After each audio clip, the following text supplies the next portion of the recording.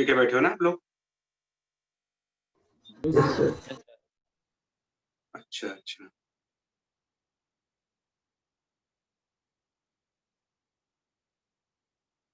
यार तो कैसे करोगे भाई?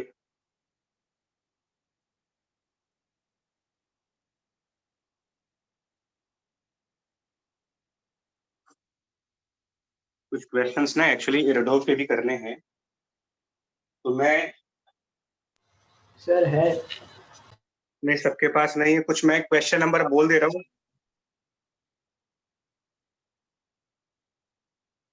ठीक है? मैं क्वेश्चन नंबर बोल दे रहा हूँ, आप उसको देख लेना जो करने हैं अटेम्प्ट। जिनके पास है वो इलेक्ट्रोडायनेमिक्स वाले पोर्शन का क्वेश्चन नंबर 30 है। आपके पास ये वाली बुक है, मतलब ये जो अरिहंत पब्लिकेशन वाली? Yes sir. Yes sir. तो जिनके पास ये वाली बुक है ना, वो पेज नंबर 96 ओपन करे। पेज नंबर 96 है ना, और उसमें प्रॉब्लम 30 क्वेश्चन नंबर 30।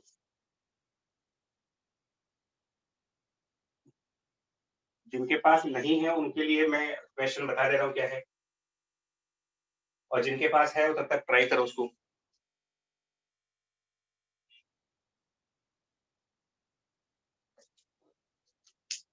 मैं जिन लोगों के पास बुक है ना, वो अपने आप ट्राई कर सकते हो। बाकी लोग को बता दे रहे क्या क्वेश्चन है। इसमें 2 रिंग्स दी गई हैं आपको, और एक पर प्लस क्यू चार्ज है। जिनके पास क्वेश्चन है वो एक बार देख ले।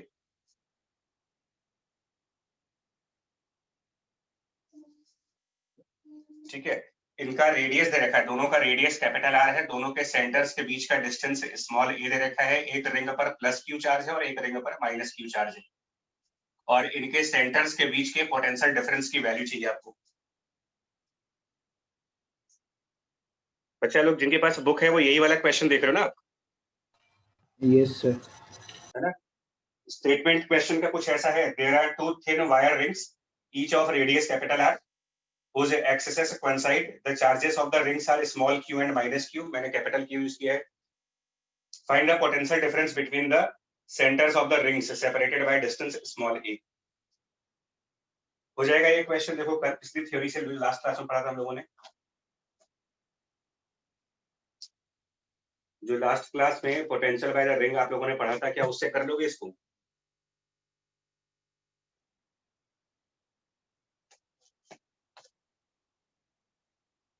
बुक के नाम पर मत जाओगे, बुक इरडो है तो बहुत डिफिकल्ट क्वेश्चन है, एक बार देखो करके।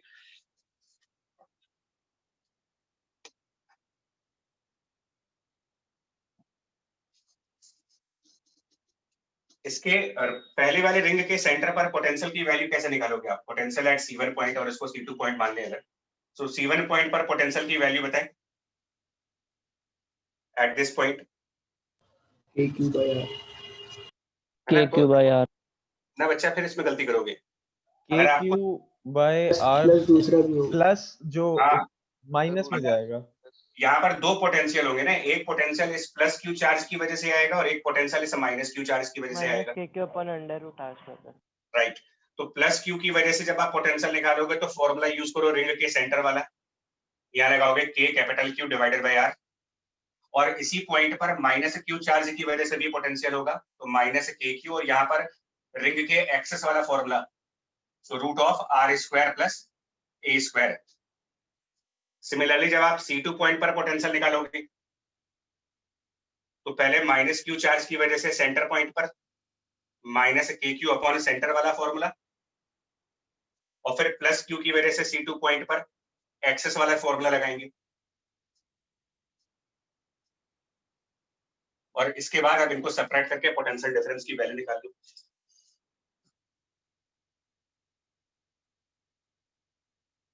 क्लियर हुआ? जल्दी बताओ, क्वेश्चन ही करेंगे थोड़े से आज।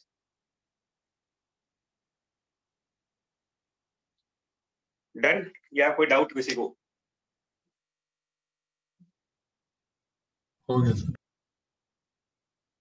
ये समझ में आ गया ना पोटेंशियल्स कैसे लिखे हैं आपने? मतलब Yes. जितने भी चार्ज होंगे वो सब के सब इस पॉइंट पर पोटेंशियल जनरेट करेंगे। इन दोनों का पोटेंशियल C1 पर भी होगा और इन दोनों चार्जेस की वजह से C2 पर भी पोटेंशियल होगा। रिंग का जो फॉर्मूला है वो यूज करोगे, सेंटर वाला और एक्सेस वाला, और उसके हिसाब से इसका डिफरेंस निकाल लीजिए इसकी। इसके जस्ट बाद में क्वेश्चन नंबर 31।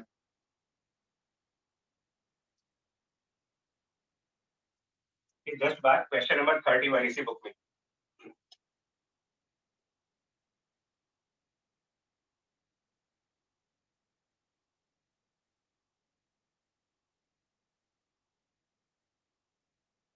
इसमें ये क्वेश्चन कह रहे हैं कि एक इनफाइनाइटली चार्ज लॉन्ग वायर है, उसमें charge per unit length lambda की वैल्यू भी गिवन है साथ में, और दो पॉइंट्स यहाँ पर दिए जा रहे हैं, पॉइंट 1 और पॉइंट 2।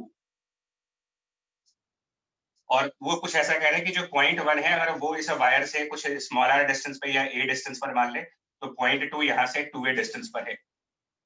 और फिर उन्होंने कहा potential difference between the point 1 and point 2 कितना होगा।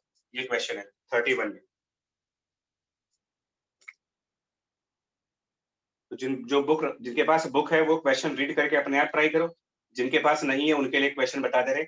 इनफाइनाइटली चार्ज लॉन्ग वायर दे रखा है, उसका लैम्डा की न्यूमेरिकल वैल्यू भी दे रखी है उसमें, लैम्डा की न्यूमेरिकल वैल्यू गिवन है उसमें, और इन दो पॉइंट्स में पोटेंशियल डिफरेंस निकालना है, पॉइंट 1 और पॉइंट 2 के बीच में। सर लैम्डा की क्या वैल्यू दी हुई है बुक में? आप लैम्डा के फॉर्म में आंसर ले आओ, उसमें तो न्यूमेरिकल वैल्यू दी गई है 0.40 माइक्रोकूलम्ब पर मीटर। 0.40 माइक्रोकूलम्ब पर मीटर, ये उसकी न्यूमेरिकल वैल्यू है। बट आप सिंबॉलिकली इसका आंसर लेके आएगा, सिंबल्स के फॉर्म में ले।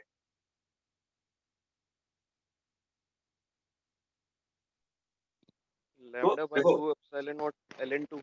सर 2 के लैम्डा ln 2 सर 2 के लैम्डा ln हाँ। ये हम लोगों ने एक लास्ट क्लास में एक पॉइंट ये कहा था कि कभी भी आपको अगर आप दो पॉइंट्स के बीच पोटेंशियल डिफरेंस निकालते हो, like potential at A minus potential at B, इसको मैंने हाईलाइट भी किया था। It is always integral of electric field dot dr कर लीजिए from the initial point A to the final point B. ये रिलेशन आपको लास्ट क्लास में बताया गया था।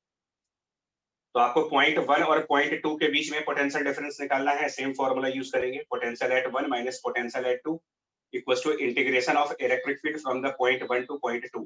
और ये कहा गया था कि इसमें पाथ कोई भी चूज कर सकते हो, जो भी पाथ आपको सेलेक्ट करना है वो चूज कर ले इसमें। तो हम पॉइंट 1 और पॉइंट 2 के बीच में, मतलब जिन दो पॉइंट्स के बीच आपको पोटेंशियल डिफरेंस निकालना है, उनके बीच में किसी आर्बिट्ररी पॉइंट पर जाकर के आप पहले इलेक्ट्रिक फील्ड का एक्सप्रेशन निकालो। तो अगर 1 और 2 के बीच में कोई पॉइंट चूज कर लो आप यहाँ से स्मॉलर डिस्टेंस पे, और रिकॉल करिए इनफाइनेटली लॉन्ग वायर का जो इलेक्ट्रिक फील्ड का फॉर्मूला होता है स्ट्रेट वायर्स के केसेस में। यहाँ पर अगर आप इलेक्ट्रिक फील्ड निकालते हो तो electric field by the infinitely charge long wire, इसका रिजल्ट ही है 2k lambda divided by smaller.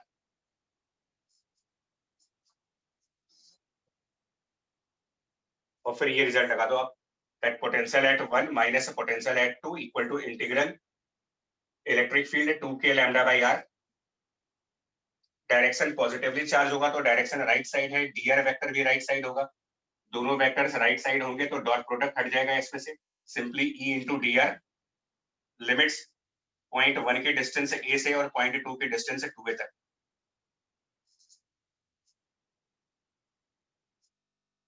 ठीक है, Yes, sir. ठीक है ठीक। अच्छा, नेक्स्ट क्वेश्चन।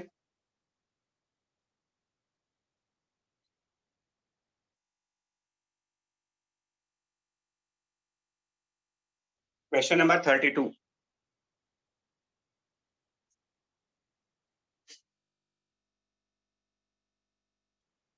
बता दे भाई, इसको बताना, जल्दी बताते जाओ, इसको हटाए यहाँ से।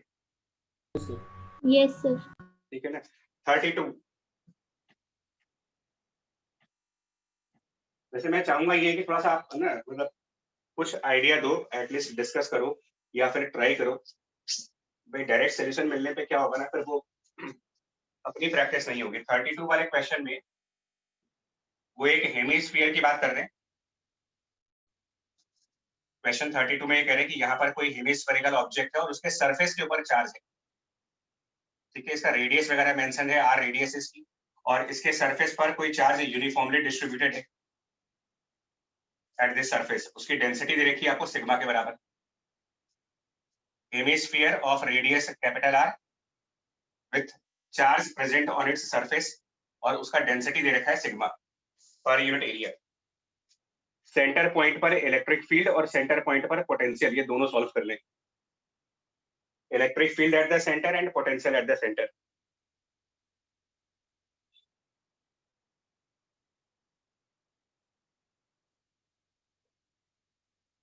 मैं चाहूंगा थोड़ा डिस्कस करके बताओ यार आप, है ना, क्योंकि थोड़ा सा इंटरैक्टिव रखो इसे। सर सिर्फ सरफेस पे डिस्ट्रीब्यूटेड है ना चार्ज? अब अच्छा क्वेश्चन यही देखो, मैं पढ़ दे रहा हूँ या ट्राई करते हैं, अगर आपको स्क्रीन पर दिख जाए तो नहीं दिखेगा यहाँ से। Find the electric field potential and strength eight the centre of hemisphere of radius capital are charged uniformly with surface density sigma. जब सरफेस डेंसिटी कह दिया तो ये क्लियर हो गया कि चार्ज इसके सरफेस पे ही है सिर्फ। पोटेंशियल तो वही होगा के Q by R. Centre point पर इलेक्ट्रिक फील्ड तो की फिर- वैल्यू और सेंटर पॉइंट सर- पर इलेक्ट्रिक पोटेंशियल की value. Sir sir electric theta angle पे जाके एक रिंग काटेंगे और फिर उस रिंग से फिर इंटीग्रेट कर लेंगे।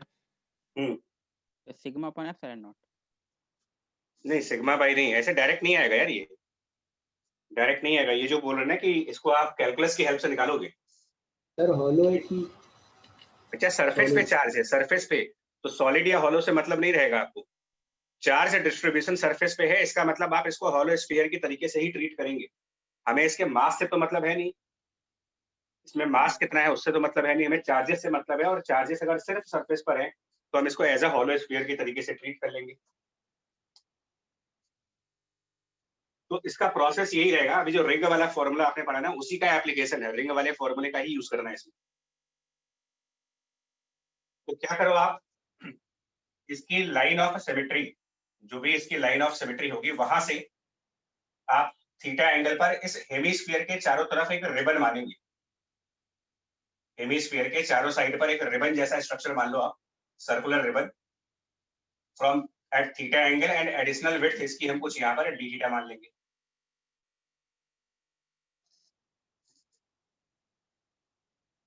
ठीक है, ये चीज समझ में आ रही है? आ रहा है ये समझ में? Yes sir. ठीक है, अब जरा आप कैलकुलेट करो कि इस रिंग के ऊपर कितना चार्ज आएगा, total charge on this ring जो हेमिस्फीयर के चारों तरफ ड्रॉ की गई है।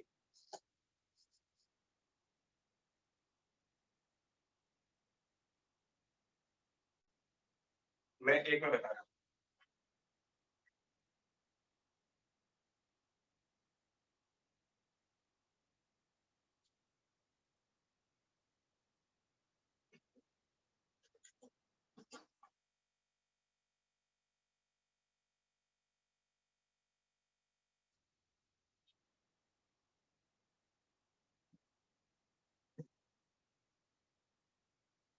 देखो यार ये ऐसे होता है, ये ना, जैसे अगर आप स्फीयर ले तो ये जो डायग्राम्स आप बनाते हो एक्चुअली में क्या होता है कि जैसे आपके पास एक रिबन हो, है ना, इस तरीके का रिबन, तो आप ऐसे ही रिबन को हेमिस्फीयर के चारों तरफ लगा रहे हो। मतलब आप इस हेमिस्फीयर के चारों तरफ एक रिबन ऐसे लपेट रहे हो आप। तो अगर आपसे कोई पूछे कि इस रिबन का एरिया कितना बनेगा, मतलब मैंने एक स्फीयर लिया, उसके चारों तरफ एक रिबन लगा दी, तो अगर आपको यही कैलकुलेट करना हो कि ये रिबन कितना एरिया होगा इसका, तो 2 आप क्या, पाई r sin theta into r d theta. हाँ, इसके लिए आपको यही तो चाहिए ना कि आपने रिबन की कितनी लेंथ यूज की है यहाँ पर। मतलब अगर आप स्फीयर के चारों तरफ एक सर्कुलर रिबन लगाओ और ये एरिया निकालना हो, तो हम इस रिबन को ओपन करेंगे, ये रिबन एक रेक्टेंगुलर रिबन बन जाएगी, इसकी लेंथ निकाल लीजिए, इसकी विड्थ निकाल लीजिए, मल्टीप्लाई कर लो। तो ये क्या बनेगा, अगर थीटा एंगल पर रिबन ली है तो इसका रेडियस निकाल सकते हो, capital R into sine theta बन जाएगा। तो जब इस रिबन को स्फीयर से ओपन करेंगे तो ये एक रेक्टेंगुलर रिबन होगा पूरा, जिसकी लेंथ सरकमफ्रेंस के बराबर आएगी। सरकमफ्रेंस हो जाएगा 2 pi into radius R sine theta, और इसकी ये विड्थ, साइड वाली विड्थ, ये आर्क लेंथ के हिसाब से निकाल सकते हो, आर इंटू डी थीटा करके। और इसके ऊपर सिग्मा डेंसिटी का चार्ज है। तो टोटल चार्ज इस रिंग का निकाल सकते हैं हम लोग, लेंथ इनटू ब्रेड्थ करके एरिया निकालोगे, एरिया को सिग्मा से मल्टीप्लाई करेंगे, टोटल चार्ज जो इस रिंग के ऊपर होगा, और फिर इस रिंग की वजह से इस सेंटर पॉइंट पर इलेक्ट्रिक फील्ड की वैल्यू। तो रिकॉल करो आप, एक रिंग की वजह से उसके एक्सिस पर जब आप इलेक्ट्रिक फील्ड लिखते हो तो उसका जो एक्सप्रेशन बनता है इलेक्ट्रिक फील्ड के फॉर्मूले का रिंग वाले केसेस में, वो होता है के चार्ज ऑन दिस रिंग, वो यहां से आएगा सिग्मा मल्टीप्लाइड बाय इसका area 2 pi R square sine theta d theta.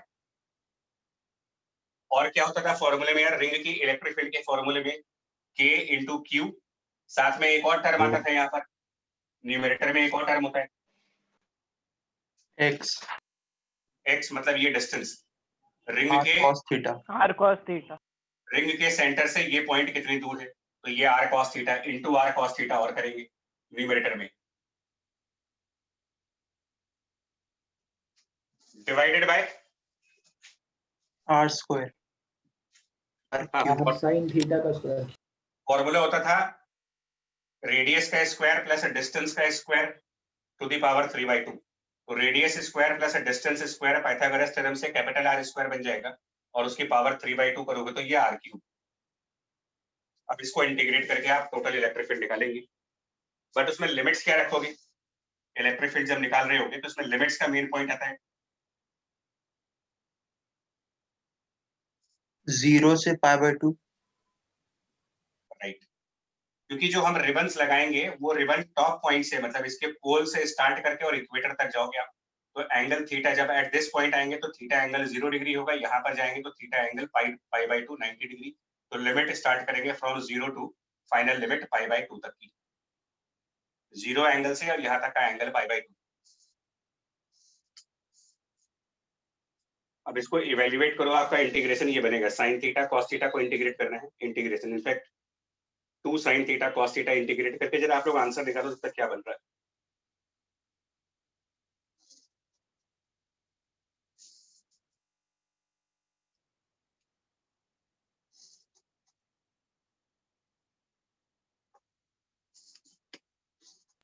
तो सिग्मा अपॉन 4 एप्सिलॉन।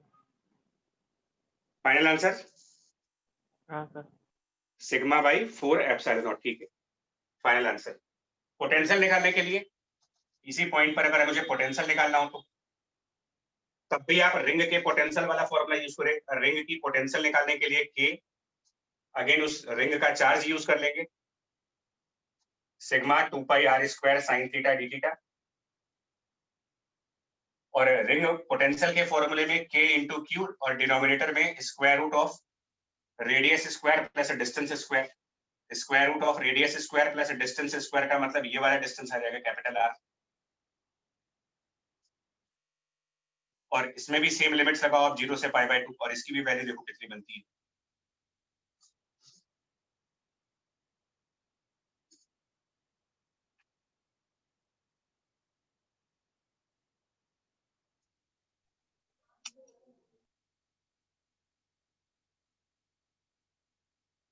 पहले वाले का तो आंसर आ गया सिग्मा बाई 4 एप्सिलॉन, और दूसरे वाले का आंसर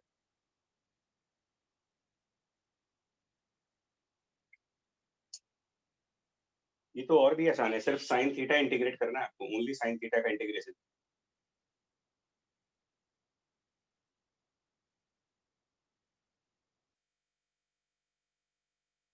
सिग्मा r/2 एप्सिलॉन।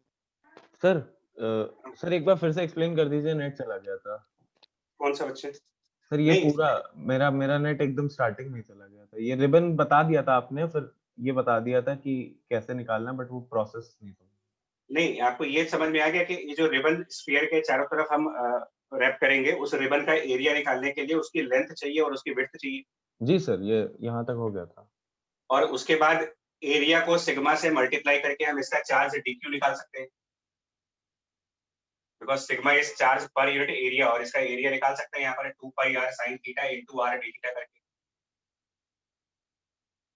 और उसके बाद हमने सिर्फ ये किया है, रिंग का फॉर्मूला यूज किया है इलेक्ट्रिक फील्ड वाला, K charge of ring into ये distance K Q Z, formula ये था K Q Z divided by root of R square plus Z square. तो ये डिस्टेंस हमारे लिए जेड की तरीके से काम कर रहा है, ये डिस्टेंस आर की तरीके से काम कर रहा है। सो के क्यू डिस्टेंस जेड को आप लिख सकते हो capital R into cos theta, और square root of R square plus Z square का मतलब कैपिटल आर उसकी पावर 3 इलेक्ट्रिक फील्ड का फॉर्मूला यूज किया। और यहाँ पर हमने रिंग के पोटेंशियल का फॉर्मूला यूज किया है K into Q divided by square root of R square plus Z square. समझ गया सर, थैंक यू। ठीक है, चलिए इसके आंसर्स को आप कंफर्म कर लेना। मैं सिर्फ ये रियलाइज करने के लिए बुक दिखा रहा हूँ ना यार कि अननेसेसरली इसको आप डिफिकल्ट मानते हो, ऐसा कोई डिफिकल्ट है नहीं।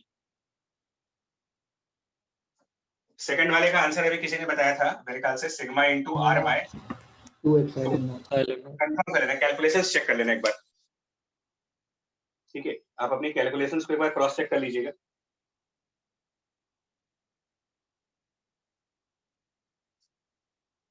अरे बच्चे इसको yes yes sir. 33 next question move करते रहिए, करीब 8-10 क्वेश्चंस की सीरीज है।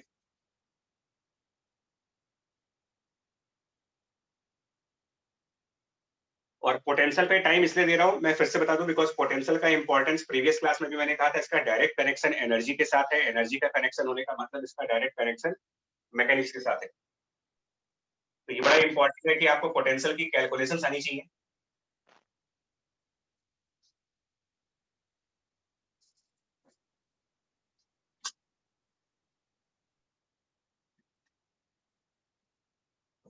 थर्टी थ्री बेसिकली एक डेरिवेशन है। 33 वाला क्वेश्चन एक्चुअल में एक डेरिवेशन ही है।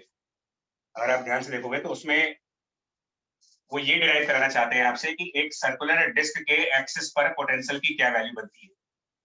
क्वेश्चन नंबर 33 बेसिकली डेरिवेशन ही है। और डेरिवेशन क्या, ये जो 4-5 क्वेश्चंस की पूरी एक सीरीज है, वो ये रियलाइज करना चाहते हैं कि अगर आपको रिंग का पोटेंशियल वाला फॉर्मूला याद है तो आप कई सारे ऑब्जेक्ट्स के पोटेंशियल रिंग के फॉर्मूले की हेल्प से ही डिराइव कर सकते हो। जैसे इस क्वेश्चन में इन्होंने एक सर्कुलर प्लेट कहा है, सर्कुलर प्लेट जिसका रेडियस दे रखा है कैपिटल आर। मैं क्वेश्चन रीड करूं, a very thin round plate of radius capital are carrying a surface charge density sigma is located in the vacuum, मतलब फ्री स्पेस में रख रहे हैं, यानी कि कोई डाइलेक्ट्रिक यूज नहीं करना है इसमें।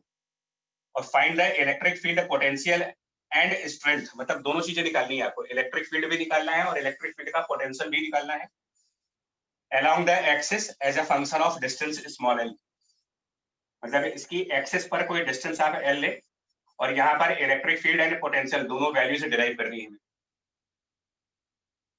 तो इलेक्ट्रिक फील्ड पहले ही कर चुके हैं, डिस्क के एक्सिस पर आप इलेक्ट्रिक फील्ड ऑलरेडी निकाल चुके हो पहले पिछली क्लासेस में। आज पोटेंशियल डिराइव कर लेते हैं। इसमें क्या प्रोसेस लगाओगे, ये सब कैलकुलस वाले हैं, इसमें क्या डेरिवेशन करेंगे इसमें बताएं। Elemental ring sir, x distance पे जाके एक रिंग काटेंगे। सिंपल, हाँ। तो इसमें भी आप एक डिफरेंशियल रिंग चूज कर लें। रिंग वाला फॉर्मूला बहुत ही इंपॉर्टेंट है, उसको ध्यान रखिएगा हमेशा। तो आप एक रिंग चूज कर लें जिसका रेडियस हम स्मॉल आर मान लेंगे और एडिशनल विड्थ उसकी डीआर मान लेंगे। आर पे जाकर के डीआर विड्थ का रिंग चूज करेंगे। और स्टेप बाय स्टेप चलो, आप पहले डीक्यू कैलकुलेट कर लेते हैं। रिंग का चार्ज डीक्यू वो हो जाएगा sigma multiplied by area of this ring. R radius की रिंग है तो सरकमफ्रेंस 2 पाई आर इनटू उसकी विड्थ डीआर। और मैं सिर्फ पोटेंशियल निकालूंगा, इलेक्ट्रिक फील्ड पहले ही निकाल चुके हैं। तो यहाँ पर potential by this ring DV निकालने के लिए फॉर्मूला के, इसका चार्ज डीक्यू डिवाइडेड बाय जो फॉर्मूला है वो ये कहता है कि square root of this distance square plus radius square means square root of L square plus small R square. और पोटेंशियल निकाल रहे हो, इसके अंदर कोई डायरेक्शन तो होता नहीं है, कंपोनेंट्स वगैरह की कोई जरूरत नहीं है, डायरेक्टली इसको लिमिट्स लगा करके और इंटीग्रेट कर दे। एक और पर्पस बताने का ये है ना कि अननेसेसरली आप जबरदस्ती के कई सारे फॉर्मूले याद करने का कोई बेनिफिट नहीं होगा। मतलब ये रियलाइजेशन ये है कि आप एक रिंग का पोटेंशियल फॉर्मूला याद कर लो। अब जबरदस्ती आप डिस्क का याद करोगे, हेमीस्फीयर का याद करोगे, कोई मतलब नहीं है इनका। ये कोई स्टैंडर्ड फॉर्मूले नहीं है। अगर ये स्टैंडर्ड फॉर्मूले होते तो क्वेश्चन नहीं होता इस तरीके से। ये प्रॉब्लम्स है। हम लोग क्या करते हैं, अपने नोट्स बनाते हैं, उसमें सबके फॉर्मूले लिख डाले आपने और फिर पता चला बाद में फिर सब भूल गए।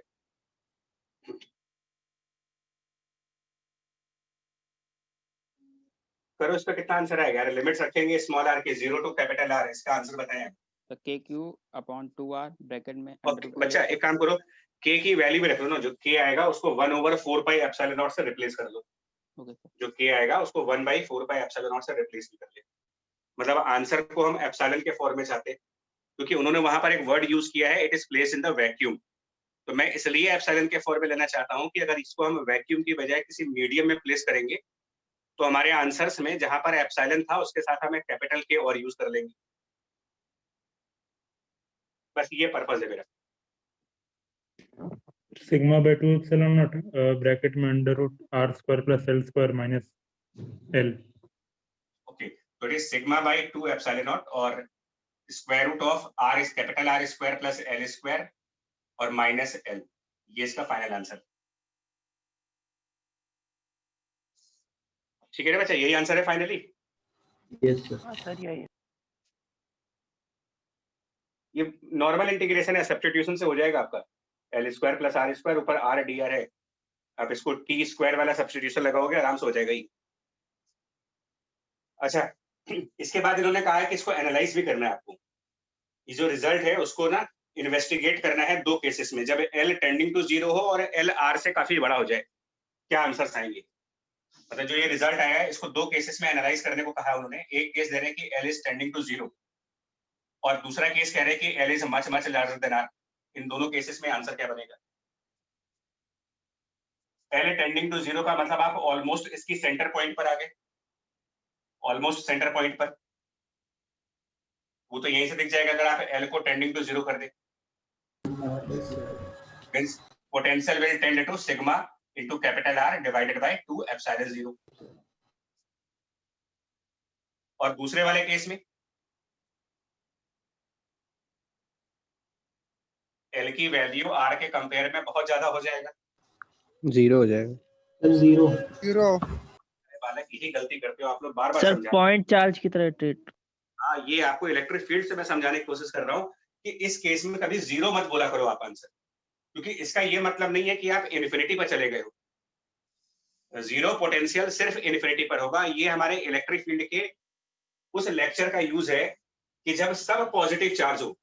अगर डिस्ट्रीब्यूशन में सारे पॉजिटिव चार्ज हैं तो बहुत ज्यादा डिस्टेंस पे जब आप जाते हो तो वो सारे पॉजिटिव चार्ज कलेक्टिवली एक पॉइंट चार्ज बन जाते हैं। याद आ रहा है आपको इलेक्ट्रिक फील्ड का वो एग्जांपल जिसमें 2 प्लस क्यू चार्ज लिए थे हम लोगों ने, और काफी यस सर। ये उसकी एप्लीकेशन है कि क्योंकि इसके ऊपर सिर्फ पॉजिटिव चार्ज है और जब L बहुत लार्ज कर देंगे तो ये सारे पॉजिटिव चार्ज कलेक्टिवली एक पॉइंट चार्ज बन जाएंगे at the centre of disc, और तब पोटेंशियल का फॉर्मूला जो बनेगा वो बनेगा potential by the point charge. And potential by point charge का फॉर्मूला याद करें, अगर एक पॉइंट चार्ज के लिए अगर पोटेंशियल की वैल्यू निकालते हो तो वो simply K into total charge of object K capital Q divided by distance L। अब कैपिटल Q कैसे निकाल सकते हो, तो वो सिग्मा से निकल जाएगा। सिग्मा इनटू इसका total area, sigma into pi capital R square, वो कैपिटल Q की वैल्यू बन जाएगी। सर हाँ। सर पोटेंशियल वाले फॉर्मूले में अगर L कॉमन निकाले बाहर तो ये √r/l होल स्क्वायर होगा +1 और -1 वो बाहर रूट के। तो इसमें अगर L को ग्रेटर देन R रखेंगे तो वो r/l तो 0 हो जाएगा, √1 - 1 तो 0 ही हो जाएगा। देखो फिर गलती करोगे आप लोग, मुझे पता नहीं क्यों ऐसा लग रहा है। बायनोमियल सर इसमें बायनोमियल अप्रोक्सीमेशन करना पड़ेगा। हाँ चलो वो तो मैथमेटिकल है, बट फिर भी मैं बोल रहा हूँ बच्चा हमारे उस स्टेटमेंट को ध्यान रखो, कभी गलती नहीं करोगे। इसमें हमने हमेशा देखा कि यहाँ पर गलती हो ही जाती है। आप पहली बात एक बात समझो, 0 पोटेंशियल होने का मतलब फिजिकल मतलब समझ रहे हो। 0 पोटेंशियल होने का मतलब यहाँ कोई वर्क नहीं करेंगे क्या हम इससे, भाई पोटेंशियल तो इन्फिनिटी पर 0 है और इन्फिनिटी इसको नहीं बोलते हो आप। इसका मतलब सिर्फ ये है कि आप रेडियस के कंपेयर में बहुत ज्यादा डिस्टेंस पर है। और जो आप मैथमेटिकल पार्ट कर रहे हो ना उसमें प्रॉब्लम क्या है समझो। मैथमेटिकली प्रॉब्लम क्या है, अप्रोक्सीमेशन लेने में प्रॉब्लम क्या है सिग्मा बाई 2 एप्सिलॉन नॉट आपने कहा बाहर ले लेंगे, आपने कहा इसमें से हम एल को कॉमन कर लेंगे, ठीक है, एल बाहर ले लेते हैं। अब आपके पास ये टर्म बचेगा 1 plus R square by L square to the power 1/2 and -1। आप देखो अप्रोक्सीमेशन में प्रॉब्लम कहाँ की है। आपको दो चीजें बताएंगे, बताना आंसर क्या बनेगा। 100 प्लस 0.01 क्या लिख सकते हो इसको, अप्रोक्सीमेटली क्या लिखोगे? 100 100 0 प्लस 0.01 0.01 0.01 इसको 0 लिख दे, ये तो 0.01 होगा ना यार। मतलब आप नेग्लेक्ट किसको करोगे, बड़े नंबर को या छोटे नंबर को?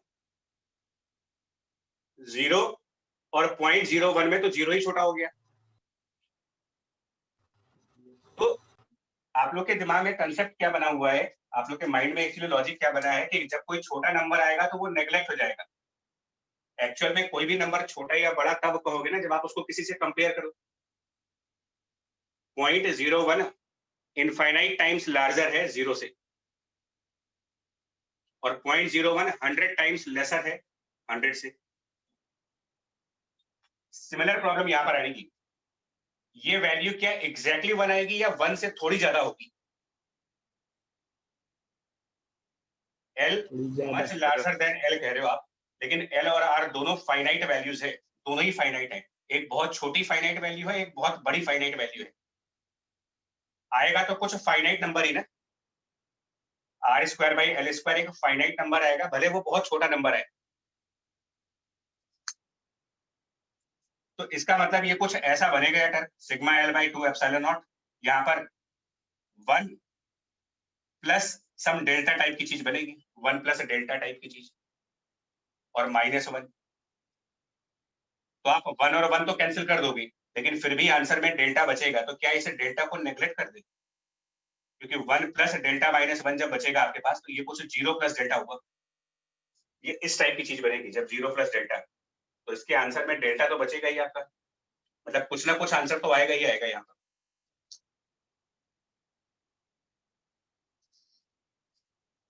नहीं आ रही बात ये समझ में अप्रोक्सीमेशन वाली? ये आ रही ना कि a number which is tending to 0 cannot be neglected if it is compared with 0, और इसीलिए इन केसेस में हम डायरेक्ट अप्रोक्सीमेशन न लगा करके बाइनोमियल अप्रोक्सीमेशन यूज करते हैं, क्योंकि डायरेक्ट अप्रोक्सीमेशन में आप यही वाली गलती कर रहे होते हो।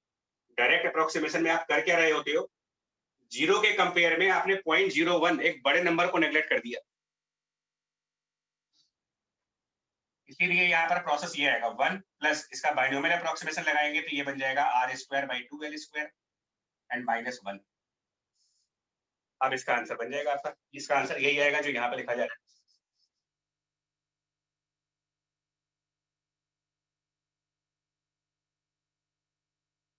आ जाएगा इसका आंसर, सेम देख लो आप करके एक बार, यहाँ पर आंसर बनेगा और यहाँ पर आंसर बनेगा।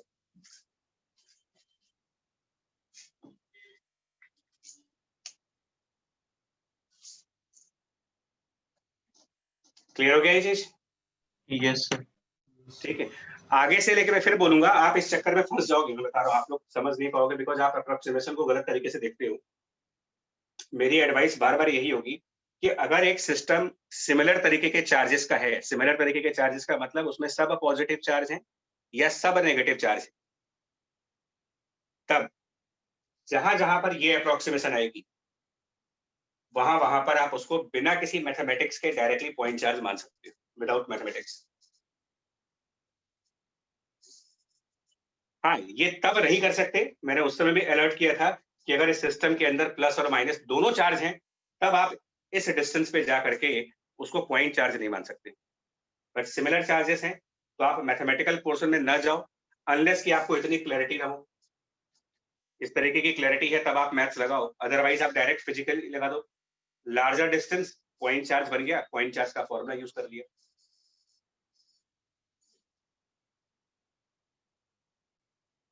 बढ़े आगे अब। बढ़े आगे, समझ में आया कि? Yes sir. ओके 34 बड़ा अच्छा क्वेश्चन है, बहुत ही अच्छा क्वेश्चन है, क्वेश्चन नंबर 34।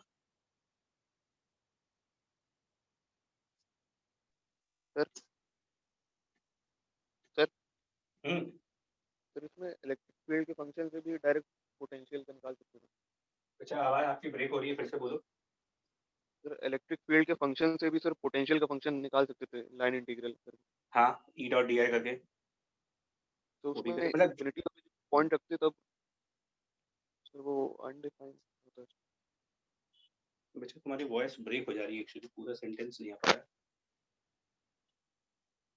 सर उसमें जब इनिशियल और फाइनल पॉइंट रखते तो जब हाँ इन्फिनिटी रखते सर तब पोटेंशियल एट इन्फिनिटी 0 रख देते। हाँ जीरो रखेंगे। लेकिन वो जो टर्म बनेगा under root X square plus R square minus X, हाँ तो उसमें जब एक्स इन्फिनिटी रखेंगे तब वो तो नहीं नहीं, इलेक्ट्रिक फील्ड याद है आपको डिस्क के एक्सिस पर कितनी होती है? मतलब अगर इलेक्ट्रिक फील्ड याद है, मैं तो इसलिए नहीं करा रहा हूँ, देखो मैं इसलिए बोल रहा हूँ कि डिस्क के रिजल्ट को हम स्टैंडर्ड रिजल्ट नहीं मानते हैं, इसलिए उसको याद नहीं रखते हैं।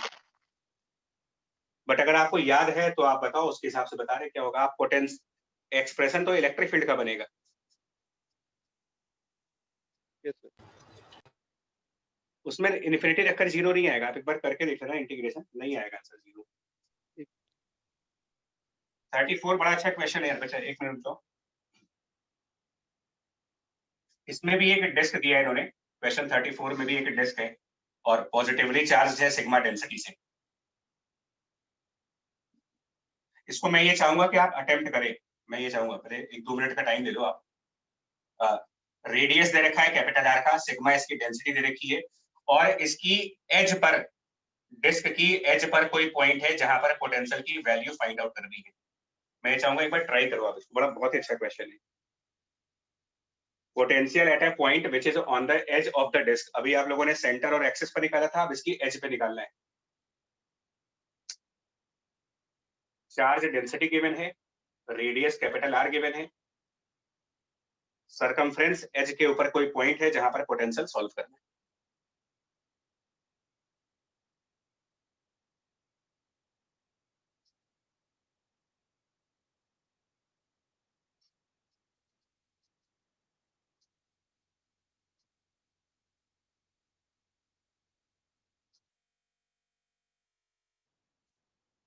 बच्चा लोग बताएं, तरीका बताओ क्या करेंगे, डिस्कस करके बताओ, आपके दिमाग में जो भी आ रहा है। हॉरिजॉन्टल से थीटा के एंगल पे एक आर्क आर्क ले लें, स्ट्रिप लेंगे। देखो जब भी, एक काम बताएं, आप जब भी एलिमेंट चूज किया करें ना, तो आप अपने माइंड में एक कंसेप्ट बनाओ। आप जो भी एलिमेंट चूज कर रहे हो उसको इस तरीके से चूज करना कि आपको उसके पोटेंशियल का फॉर्मूला पता हो। मतलब आप रैंडमली अगर एलिमेंट चूज कर लोगे तो प्रॉब्लम आएगी। पहले आप अपने आप से क्वेश्चनिंग करो कि आपको किन किन चीजों के पोटेंशियल के फॉर्मूले पता है। मतलब अभी तक जितना हम लोगों ने स्टडी किया है उसमें मुझे पॉइंट चार्ज का पोटेंशियल पता है, रिंग का पोटेंशियल पता है, और अब हम लोगों ने डिस्क का भी निकाल लिया है। तो जो भी आप एलिमेंट चूज करेंगे आप इसी हिसाब से चूज करिए, या तो आप एलिमेंट पॉइंट चूज करें या फिर एलिमेंट रिंग चूज करें। बट जो भी एलिमेंट चूज करना है उसका टारगेट ये होना चाहिए कि उस एलिमेंट की वजह से इस पॉइंट पर पोटेंशियल का फॉर्मूला आपको पता होना चाहिए। ऐसे ही हम रैंडमली कोई भी एलिमेंट चूज नहीं कर सकते। तो अभी तक हमें दो ही पोटेंशियल पता है बेसिकली, अगर देखा जाए तो दो ही पोटेंशियल पता है, पॉइंट चार्ज और रिंग।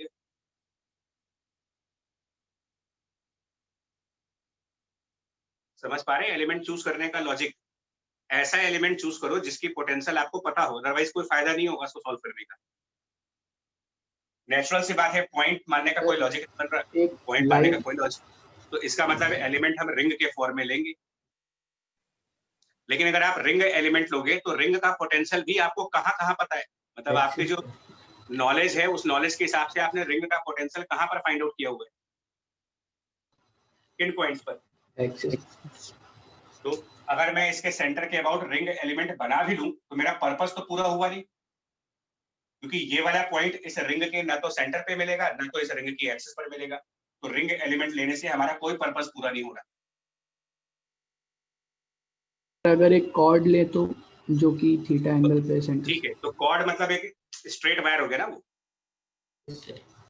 तो क्या आपको स्ट्रेट वायर का पोटेंशियल पता है? मैं बार बार ये तो बोल रहा हूँ, एलिमेंट ऐसा चूज करो ना जिसकी पोटेंशियल पता हो, तभी तो आप डीवी निकालोगे और उसको इंटीग्रेट करोगे। नहीं पता हमें, तो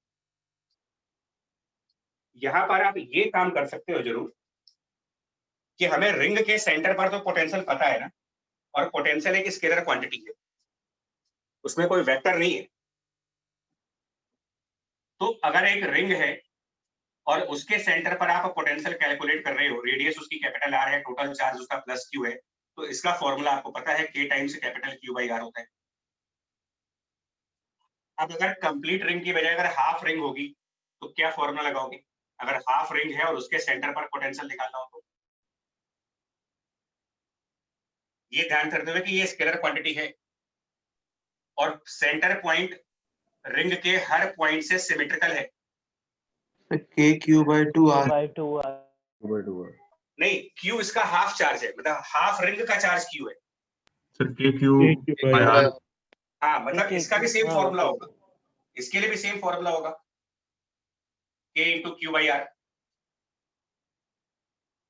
दैट मींस कहने का मतलब ये है कि सेंटर एक सिमेट्रिकल पॉइंट है, तो सिमेट्री का कंसेप्ट यूज करते हुए आप ये कह रहे हो कि चाहे आप पूरा रिंग यूज करो, चाहे आप रिंग का कोई एक पोर्शन यूज कर दो, तब भी पोटेंशियल का एक्सप्रेशन सेम आएगा, same expression for the potential.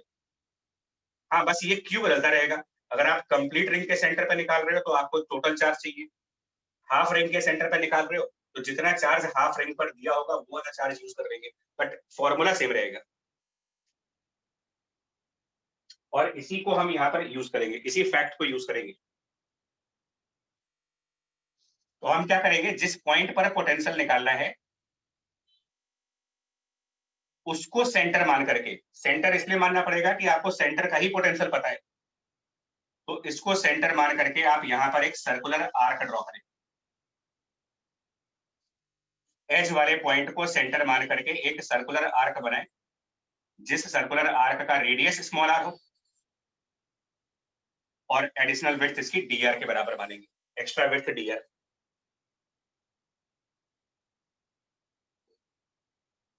आप लोग क्या करते हो ना, या कोई भी क्या करता है, उनको ऐसा लगता है कि यार क्लास में जो टीचर्स होते हैं वो तो एलिमेंट लेकर के आंसर ले आते हैं, बट उनको यही नहीं पता होता कि हम लोग जो एलिमेंट चूज करते हैं उसके पीछे हमारे माइंड में क्या चल रहा होता है। हम जो एलिमेंट चूज करते हैं उसके पीछे हमारे माइंड में ये चल रहा होता है कि यार कोई ऐसा एलिमेंट मिल जाए जिसका पोटेंशियल आप ऑलरेडी जानते हो। और सबसे आइडियल एलिमेंट रिंग है। आपने 5 क्वेश्चंस किए हैं, सब में रिंग वाला एलिमेंट ले रहे हो आप। यहाँ पर पहली बार हम रिंग की जगह पर उसका एक पोर्शन यानी कि सर्कुलर आर्क चूज करेंगे dr डिस्टेंस का। अब आपके लिए कुछ और टारगेट्स आएंगे फिर। अब आपको ये फाइंड आउट करना पड़ेगा कि ये एरिया कितना बनेगा, एरिया ऑफ दिस रिंग।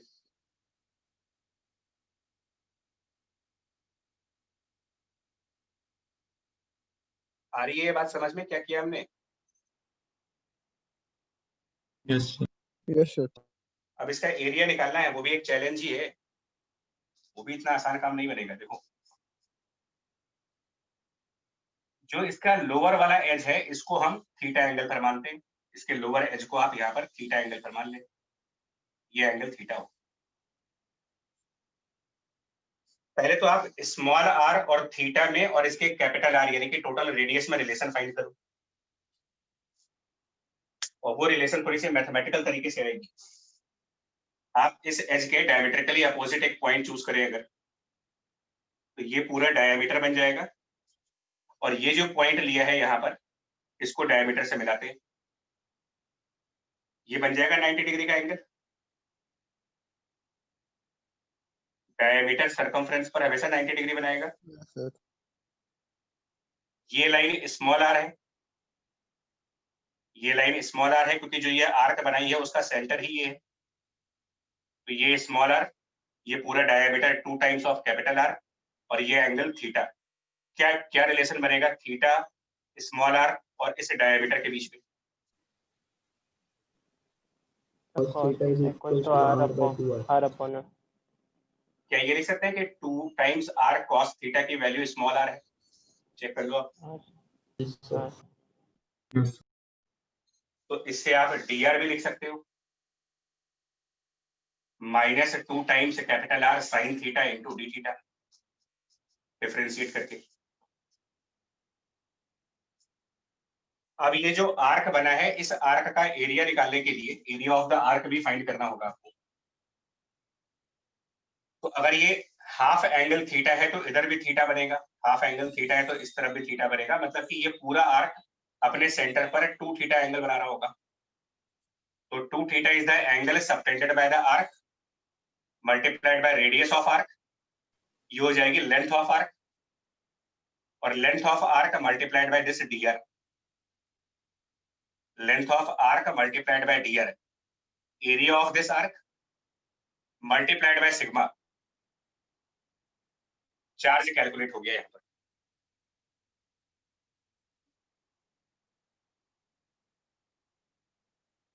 बोलो यहाँ तक ओके करो तो आगे बढ़े, एक स्टेप आगे बढ़ेंगे। Yes sir. Yes, sir. ठीक, Yes, sir. चार्ज कैलकुलेट कर लिया। अब आप ये फॉर्मूला लगाएंगे के क्यू बाई आर वाला। तो K Q over radius of this arc, radius of this arc means small R. ये हमने डीवी कैलकुलेट किया, डीवी, और इसे इंटीग्रेट करेंगे तो हमारा फाइनल पोटेंशियल आएगा। अब इसके इंटीग्रेशन में आप लिमिट्स किसकी रखोगे? क्योंकि इसके अंदर 2 वेरिएबल्स हैं, थीटा भी वेरिएबल है और आर भी वेरिएबल है। तो या तो हम थीटा को आर के फॉर्म में लाएं या फिर आर को थीटा के फॉर्म में लाएं। थीटा को तो आर dr के फॉर्म में ले जाए, दोनों कर सकते हो। थीटा को आर के फॉर्म में ले जाएंगे तो कॉस इनवर्स बन जाएगा, यहाँ पर कॉस इनवर्स का टर्म आ जाएगा। अब ये तुमको देखना पड़ेगा कि क्या इनवर्स फंक्शन का इंटीग्रेशन आसान है, या No, sir. कॉस इनवर्स का इंटीग्रेशन आपको आता है कि नहीं आता है, ये आप पे डिपेंड करता है। और सिर्फ कॉस इनवर्स नहीं बनेगा, साथ में एक आर भी है, प्रोडक्ट रूल भी लगेगा। मतलब इंटीग्रेशन के अंदर प्रोडक्ट, और प्रोडक्ट में एक फंक्शन आर बनेगा और एक फंक्शन कॉस इनवर्स का बनेगा। क्या from integration point of view ये एक आसान चीज है? No, sir. No sir. No theta को आर के फॉर्म में ला करके आंसर तो आ जाएगा, बट अब कितना टाइम लगेगा ये इसका मुझे नहीं पता। तो आर को थीटा के फॉर्म में ले आओ, ये ज्यादा आसान है, क्योंकि ट्रिग्नोमेट्रिक इंटीग्रेशन हमेशा इजी पड़ेंगी आपको। तो आप यहाँ पर आर को रिप्लेस करेंगे, स्मॉल आर को रिप्लेस कर लीजिए 2r cos थीटा से, और dr को भी रिप्लेस कर लीजिए। dr को रिप्लेस करके लिख लो minus 2r sin theta d theta. तो स्मॉल आर और dr ये दोनों रिप्लेस हो जाएंगे, तो सब कुछ थीटा के फॉर्म में आएगा, यानी कि लिमिट्स हम थीटा के करस्पॉन्डिंग रखेंगे। और क्या लिमिट रखेंगे थीटा के करस्पॉन्डिंग? ये जो आप आर्क बनाओगे इस एज वाले को सेंटर मान करके, तो जब इस एज वाले को सेंटर मानेंगे तो सबसे छोटा आर्क यहीं पर बनेगा। सबसे छोटा आर्क सर 90 से 0 डिग्री, 90 से 0 या 0 से 90, ये देखना पड़ेगा। हाँ बिल्कुल, ये भी एक पॉइंट है, मतलब प्लस माइनस का प्रॉब्लम आएगा। जो आप ये आर्क बनाओगे इसकी मिनिमम रेडियस क्या बनेगी? मिनिमम रेडियस ऑफ आर्क 0, और मैक्सिमम रेडियस ऑफ आर्क यहाँ पर बनेगा 2r। स्मॉल आर की मिनिमम वैल्यू 0, स्मॉल आर की मिनिमम वैल्यू 0, तो स्मॉल आर की मिनिमम वैल्यू 0 का मतलब थीटा की वैल्यू 90, तो लोअर लिमिट 90 डिग्री होगी। और स्मॉल आर की maximum value 2 times of capital R, तो जब ये 2 टाइम्स ऑफ कैपिटल आर यहाँ पर मैक्सिमम वैल्यू पुट करेंगे, मतलब कि cos थीटा की वैल्यू 1 होगी, यानी थीटा की वैल्यू 0 डिग्री होगी। क्योंकि इसमें भी अगर ऊपर नीचे हुआ तो आपको पता है कि इंटीग्रेशन में प्लस माइनस की प्रॉब्लम आ जाएगी।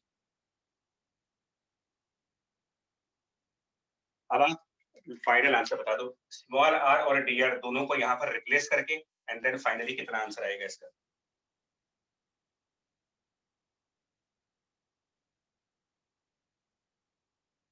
Sir, sigma r by sigma r by pi epsilon naught. Sigma R by Pi epsilon naught. ठीक है, मतलब k को रिप्लेस कर दिया होगा 1/4 पाई एप्सिलॉन नॉट से, और Yes. स्मॉल r को रिप्लेस किया, dr को रिप्लेस किया, सारा इंटीग्रेशन थीटा के फॉर्म में किया, 90 इसकी लोअर लिमिट होगी, अपर लिमिट 0 होगी। लोग यहाँ भी गलती करते हैं, उनको ऐसा लगता है कि छोटी वैल्यू लोअर लिमिट होती है, ऐसा भी लोगों के दिमाग में कंसेप्ट है। लोअर लिमिट का मतलब जिसकी वैल्यू लोअर हो, ऐसा कुछ नहीं है। लोअर लिमिट और अपर लिमिट का मतलब करस्पॉन्डिंग लिमिट्स। स्मॉल आर की लोअर वैल्यू 0 है, बट उसके करस्पॉन्डिंग थीटा 90 है।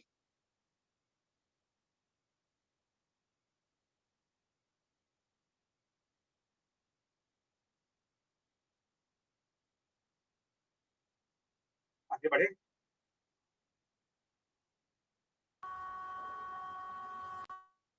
नोट कर लिया तो आगे बढ़े। Yes sir. Yes sir. हो गया, ठीक है। एलिमेंट के टाइम पर ध्यान रखना है, क्योंकि ये बोलना बड़ा आसान है यार, मतलब एज ए स्टूडेंट ये बोलना बहुत आसान होता है कि सर एलिमेंट लेके कर लेंगे। यही नहीं पता कि एलिमेंट लेने के पीछे का लॉजिक क्या चल रहा है मेरा।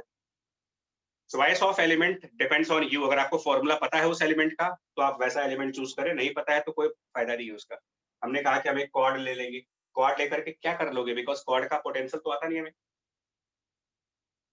कंसेंट्रिक रिंग मार के क्या कर लेंगे, क्योंकि रिंग के सेंटर के अलावा तो कहीं पोटेंशियल पढ़ा ही नहीं हमने। तो जिसको आपने पढ़ रखा है उसी के बेस पर एलिमेंट चूज करें। Excuse me sir. हाँ जी बच्चे। सर अगर हम लोग ये जो हम लोग ने डिफरेंशियल एलिमेंट लिया है इसको अगर हम लोग आर्क लेंथ माने तो सर पोटेंशियल का फॉर्मूला अलग आएगा इलेक्ट्रिक फील्ड से? हाँ अलग आएगा ऑब्वियसली।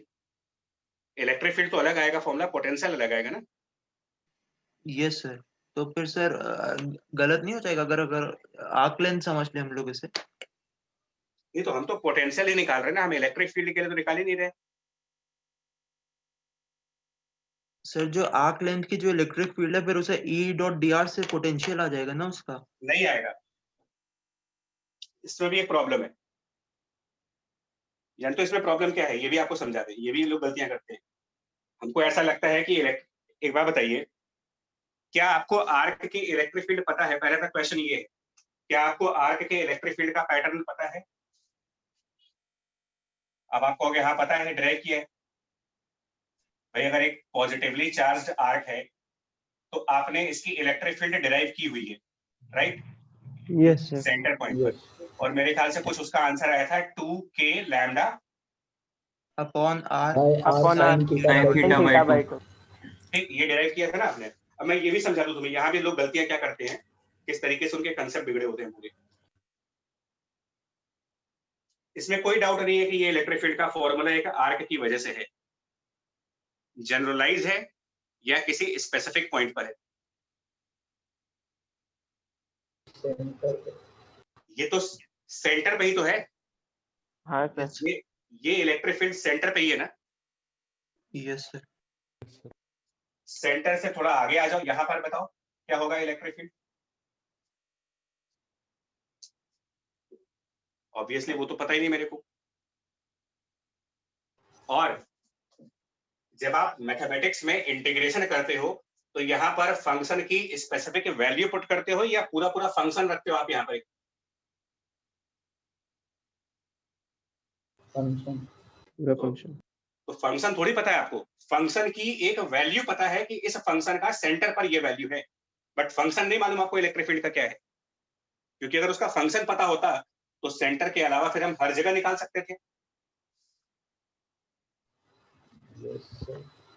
ये प्रॉब्लम है। यानी कि किसी भी क्वेश्चन में अगर आप इलेक्ट्रिक फील्ड किसी स्पेसिफिक पॉइंट पर जानते हो, सिर्फ स्पेसिफिक पॉइंट पर, जनरलाइज नहीं किया उसको आपने, तो उसको यूज करके आप ये वाला फॉर्मूला न लगाएं कभी, ये गलत हो जाएगा। इस फॉर्मूले का यूज वहीं पर कर सकते हैं जहां पर इलेक्ट्रिक फील्ड का जनरलाइज फंक्शन पता हो आपको। जनरलाइज फंक्शन का मतलब ये होता है कि हम किसी भी डिस्टेंस पर कैलकुलेट कर पाए। Yes sir. क्लियर हो गया डाउट? सर इसीलिए लाइन चार्ज का भी नहीं निकाल पाते हैं ना पोटेंशियल? नहीं, इनफाइनाइट लाइन चार्ज का निकाल सकते हो, क्योंकि इनफाइनाइट लाइन पोटेंशियल नहीं निकाल सकते, पोटेंशियल डिफरेंस। Yes sir. देखो जिनके इलेक्ट्रिक फील्ड का आपने जनरलाइज फंक्शन पढ़ा है, जनरलाइज फंक्शन का मतलब होता है कि electric field in terms of x y z coordinate हो, electric field in terms of distance r दिया गया हो, जिसमें कि हम आर को चेंज करके किसी भी पॉइंट पर इलेक्ट्रिक फील्ड निकाल सकते हो, जिनके आप ग्राफ प्लॉट कर सकते हो, वो सब आप यहाँ रखो। क्योंकि ये फॉर्मूला आप तभी लगा पाएंगे जब आप पॉइंट ए और पॉइंट बी के बीच में जो डिस्टेंस होगा उस पूरे डिस्टेंस पर हर एक पॉइंट पर इलेक्ट्रिक फील्ड की वैल्यू जानते हो आप, तब तो लगाओ, एल्स नहीं।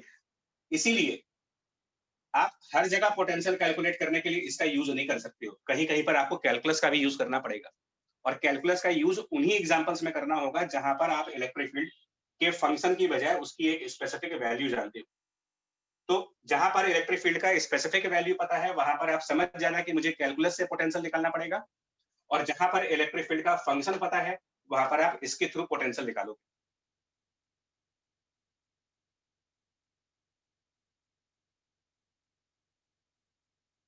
ठीक है? Yes sir. ठीक है।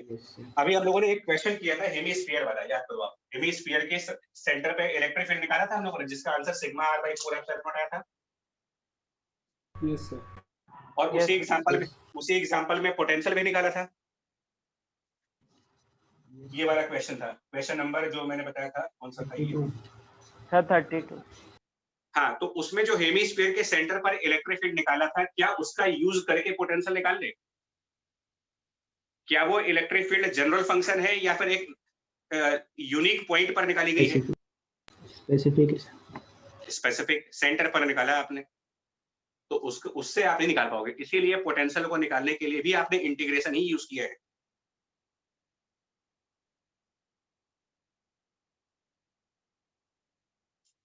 अब क्लैरिटी हुई है? अभी भी डाउट है बताओ तो आगे बढ़े फिर। ठीक है, चलिए आगे के जो क्वेश्चन है इसमें या फिर जो अदर क्वेश्चन एचसी वर्मा में है वो, ये तो कैलकुलेशन ऑफ पोटेंशियल के ऊपर थे। अब जो क्वेश्चन इसके आगे वाले हैं वो बेसिकली ई और वी के रिलेशन के ऊपर है कि इलेक्ट्रिक फील्ड और पोटेंशियल का आपस में क्या रिलेशन चलता है। आगे के क्वेश्चन इस टॉपिक पर है, relation between the electric field and the potential capital V. तो ये रिलेशन ऑलरेडी यहाँ निकाला गया है, बट ये इंटीग्रल फॉर्म है। ये पोटेंशियल डिफरेंस और इलेक्ट्रिक फील्ड का इंटीग्रल फॉर्म है, इसी का एक डिफरेंशियल फॉर्म भी आता है डिफरेंशिएशन के फॉर्म में। और उसमें हम ज्यादा टाइम इन्वेस्ट नहीं करना चाह रहे हैं, मतलब बहुत क्विकली इसको मूव करेंगे। क्या है लॉजिक? सपोज दैट हमारे पास इलेक्ट्रिक फील्ड की डायरेक्शन राइट साइड है, और फिलहाल मैं इसको यूनिफॉर्म मान के चल रहा हूँ, एक uniform electric field right side पर मान के चल रहे हैं, और इसके अंदर हमने कोई दो पॉइंट्स चूज कर लिए। एक पॉइंट यहाँ पर चूज कर लिया मान लिया 1, और एक पॉइंट हमने यहाँ पर चूज कर लिया 2, और इन दोनों के बीच में एक डिस्टेंस है डेल्टा आर का, और ये एंगल थीटा है। तो ये जो रिलेशन था, इस रिलेशन का एक और फॉर्मेट हुआ करता था, आप रिकॉल करें कि potential difference delta V was defined as minus times dot product between the electric field and the displacement DR. Delta R, अगर डेल्टा के फॉर्म में चलेंगे तो डेल्टा लिखेंगे और डिफरेंशिएशन के फॉर्म में डी लिख देंगे। मैंने उस समय भी कहा था कि इस डॉट प्रोडक्ट की बहुत ज्यादा इंपॉर्टेंस होती है। आप normally E into delta R पढ़ते हो, ये इंटू नहीं है, ये डॉट प्रोडक्ट है। तो अगर मैं पॉइंट 1 से पॉइंट 2 की तरफ जा रहा हूं तो डेल्टा वी का मतलब हो जाएगा final potential, that means potential at 2 minus initial potential at 1 minus E dot delta R. Obviously delta R की डायरेक्शन अलग है, ई की डायरेक्शन अलग है, तो ये लिखोगे आप E multiplied by delta r multiplied by cos of theta. और यहां से एक रिलेशन चलता है कि आपका E multiplied by cos theta की जो वैल्यू बनेगी वो बनेगी minus delta V divided by delta r. E cos theta is equal to minus delta V by delta r. So minus delta V upon delta r करके आपने क्या calculate कर लिया? Minus delta V upon delta r करके क्या आपने electric field की value निकाली है? Minus of delta V upon delta r, is it the value of electric field और is it value of E into cos theta? Into cos, E into cos theta. हाँ, तो ये ई नहीं निकल रहा आपका। ये भी एक मिसकंसेप्शन है कि minus delta V by delta are करेंगे तो इलेक्ट्रिक फील्ड आता है। नहीं, minus delta V upon delta r करके इलेक्ट्रिक फील्ड नहीं आ रहा, साथ में cos थीटा भी आ रहा। और इसको हम ऐसे समझ सकते हैं कि ये जो इलेक्ट्रिक फील्ड है, अगर आप इसको डीकंपोज करो, डीकंपोज मतलब इसके कंपोनेंट्स करें, तो इलेक्ट्रिक फील्ड का एक कंपोनेंट डेल्टा आर की डायरेक्शन में चला जाएगा, उसको आप लिख सकते हो E into cos of theta, और इलेक्ट्रिक फील्ड का एक कंपोनेंट आपका डेल्टा आर के परपेंडिकुलर साइड पर आ जाएगा, which is E into sine of theta. तो अब आप बताओ क्या निकाला है, minus delta V by delta r करके आपने क्या ऑब्टेन किया है यहाँ पर, minus of delta V by delta R, या इसी को हम डिफरेंशिएशन के फॉर्म में लिखेंगे फिलहाल अभी के लिए, minus delta V by delta r करके आपने क्या निकाला है, वैल्यू ऑफ इलेक्ट्रिक फील्ड निकाल रहे हो या इलेक्ट्रिक फील्ड का कोई कंपोनेंट फाइंड आउट किया जा रहा है, कौन सी डायरेक्शन में, पैरेलल टू डेल्टा आर या फिर परपेंडिकुलर टू डेल्टा आर, तो parallel to delta, parallel to delta. तो इसको ध्यान रखेंगे, यानी कि जब कभी भी, इसको मैं यहाँ साइड में नोट भी कर रहा हूँ, जब कभी भी आप ये रिलेशन लगाओ ना कि minus delta V upon delta R, तो इसके बारे में एक बात ध्यान रखना, minus delta V upon delta R ये इलेक्ट्रिक फील्ड नहीं है, ये component of E vector parallel to delta R. और साथ में इसकी एक और लिमिटेशन है, ये डेल्टा वाला फॉर्मूला तभी लगा सकते हो जब इलेक्ट्रिक फील्ड यूनिफॉर्म हो,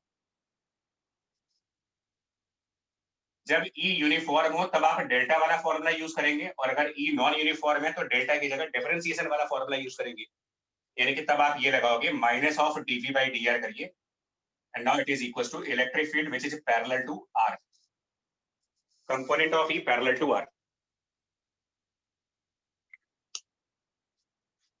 इसके ऊपर ना मैं ग्रेजुअली बढ़ाऊंगा इसको, स्लोली इसको आगे बढ़ाएंगे, जल्दीबाजी नहीं करना चाह रहे कोई। अगर आपके पास HCV है page number 120, volume 2 page number 120 और क्वेश्चन नंबर 4 सभी के पास है? HCV volume 2 page number 120 problem number 4, इसको रीड करके देखो जरा। सर ऑब्जेक्टिव 2 ऑब्जेक्टिव 2 का फोर्थ है, ऑब्जेक्टिव 2 का फोर्थ क्वेश्चन है ये, इलेक्ट्रिक फील्ड एंड पोटेंशियल वाले चैप्टर में ऑब्जेक्टिव 2 फोर्थ। वो कह रहे हैं कि electric potential decreases uniformly from 120 to 80 as one moves on the x axis from -1 to +1, मतलब x इक्वल टू -1 सेंटीमीटर से x इक्वल टू +1 सेंटीमीटर तक गए। तो डेल्टा आर कितना हुआ यहाँ पर, x इक्वल टू -1 से x इक्वल टू +1 गए, तो डेल्टा आर की वैल्यू 2, और डेल्टा v भी दे रखा है 120 से 80, पोटेंशियल 120 से 80 हो गया, मतलब डेल्टा v -40 लिखेंगे, डिक्रीज हुआ है वो। इसके हिसाब से क्या आंसर बनेगा, एक माइनस यहाँ पर डेल्टा v की वैल्यू बनेगी -40, और यहाँ पर डेल्टा आर 2 सेंटीमीटर है, उसको मीटर में भी कन्वर्ट करोगे, टोटल आंसर अगर आप कैलकुलेट करोगे तो इस रिलेशन से टोटल आंसर जो बनेगा वो बनेगा 200। बट वो 200 क्या होगा, इलेक्ट्रिक फील्ड होगा या फिर कंपोनेंट ऑफ इलेक्ट्रिक फील्ड होगा एक, और कौन सी एक्सिस का कंपोनेंट, एक्स एक्सिस।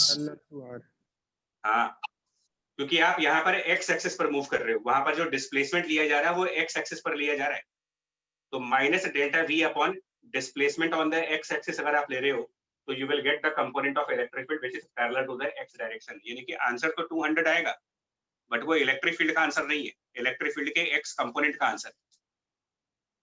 और क्या ऑप्शंस आएंगे, देखो ऑप्शन उन्होंने ए बोला है must be equal to 20, may be equal to 20, may be greater than 20, और मे बी लेस देन 20। सब बी और सी। हाँ, क्योंकि न्यूमेरिकली वो 20 आ रहा है, लेकिन वो सिर्फ एक कंपोनेंट होगा, तो आंसर 20 से तो नीचे नहीं जाएगा, बिकॉज जब एक कंपोनेंट 20 है तो पूरा वेक्टर या तो 20 से ज्यादा होगा, या ये हो सकता है कि इलेक्ट्रिक फील्ड 1 डायमेंशनल हो, मतलब वो हो ही सिर्फ एक्स एक्सिस पर, बाकी के कंपोनेंट 0 हो, तो या तो आंसर 20 है या 20 से ज्यादा है।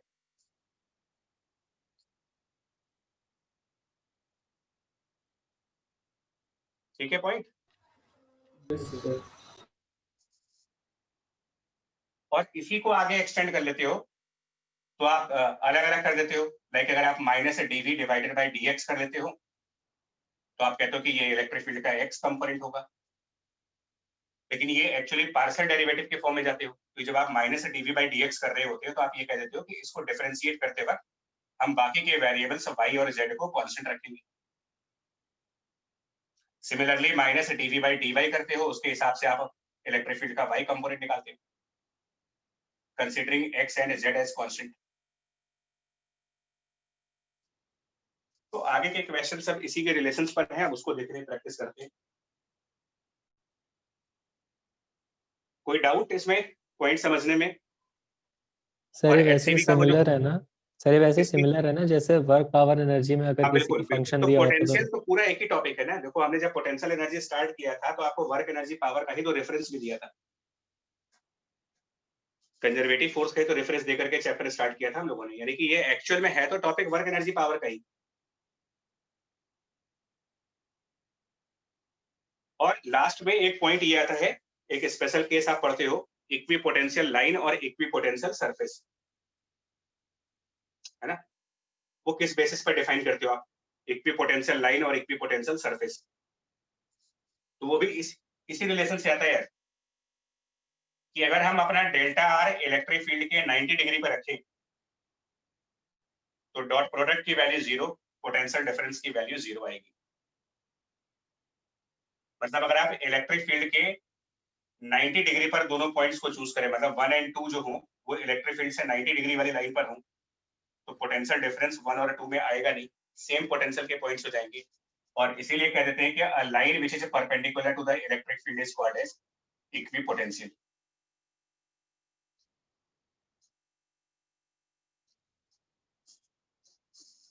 ठीक है बच्चा लोग बताओ।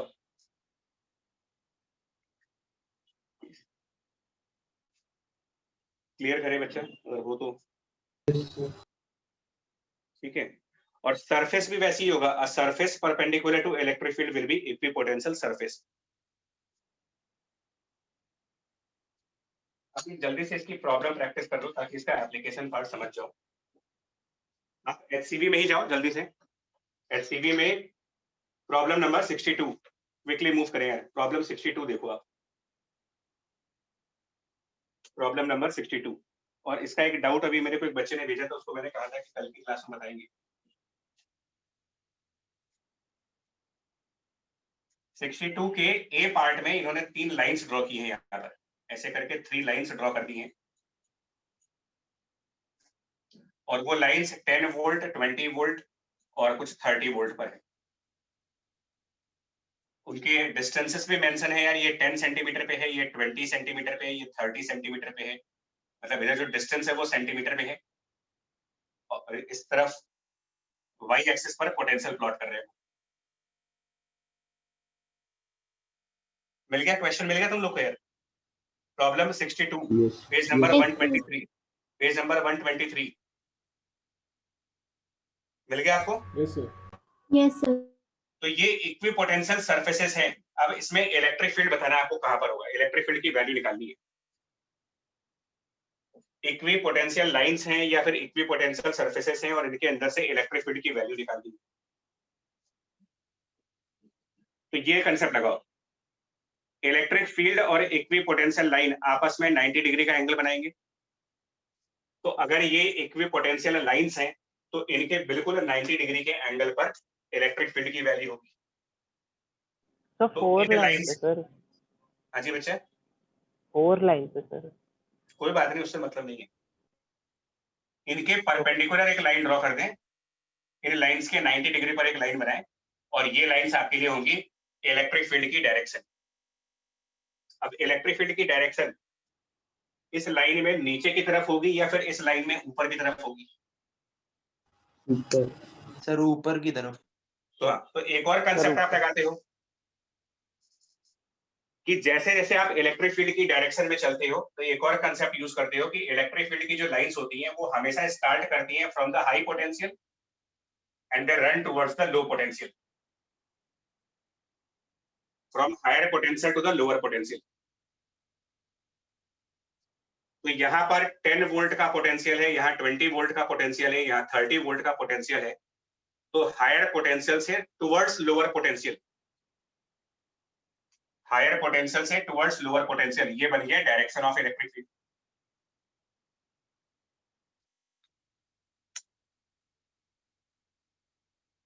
और उन्होंने ये एंगल भी दे रखा, सॉरी ये एंगल दे रखा है यहाँ पर, ये 30 डिग्री का। तो यहाँ पर पोटेंशियल की वैल्यू 10 है, यहाँ पर पोटेंशियल की वैल्यू 20 है। तो अगर मैं इस पॉइंट से इस पॉइंट पे जाऊं, from this point where the potential is 10 volt to the next point where potential is 20 volt, तो पोटेंशियल डिफरेंस 10 से 20 यानी कि डेल्टा वी आ गया। डेल्टा वी की वैल्यू हुई 10 प्लस 10, 10 वोल्ट से 20 वोल्ट गए हुआ, डिवाइडेड बाय डेल्टा आर। तो इस वाले पॉइंट से इस वाले पॉइंट पर गए, मतलब 10 सेंटीमीटर से 20 सेंटीमीटर पे जा रहे हो, तो डेल्टा आर 10 सेंटीमीटर का हुआ, यानी कि 0.1 मीटर का हुआ। और एक माइनस फॉर्मूला आगे ऑलरेडी रखा हुआ है। सर उसका परपेंडिकुलर डिस्टेंस भी तो निकालेंगे, cos थीटा से नहीं कोई जरूरत नहीं, मैं ये स्टेटमेंट लगा रहा हूँ ना, मैंने minus delta we by delta R कर लिया। अब मैं स्टेटमेंट ये लगाने जा रहा हूँ कि ये मेरे इलेक्ट्रिक फील्ड का कंपोनेंट आएगा, यानी ये इस ई का कंपोनेंट आएगा। मैंने डिस्प्लेसमेंट करा है अलोंग द एक्स एक्सिस, तो इस इलेक्ट्रिक फील्ड का एक्स वाला कंपोनेंट आएगा मेरे पास। और ये एंगल 60 डिग्री है, मतलब इसकी वैल्यू हम ई cos 60 करेंगे। भाई मैं तो ये कंसेप्ट लगा रहा हूँ, minus delta we by delta r E into cos theta था, वो ई है ही नहीं। निकाल लीजिए ई की वैल्यू। सर 200, बस इतना करो, लॉजिक क्लियर करो अपना। सर 200 आ जाएगा आंसर।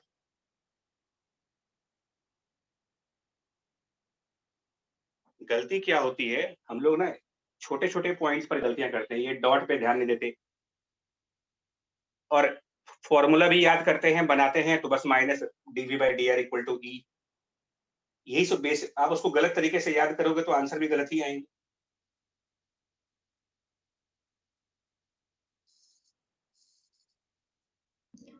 सर इसमें जो ई का कंपोनेंट पैरेलल टू आर लेना है ना?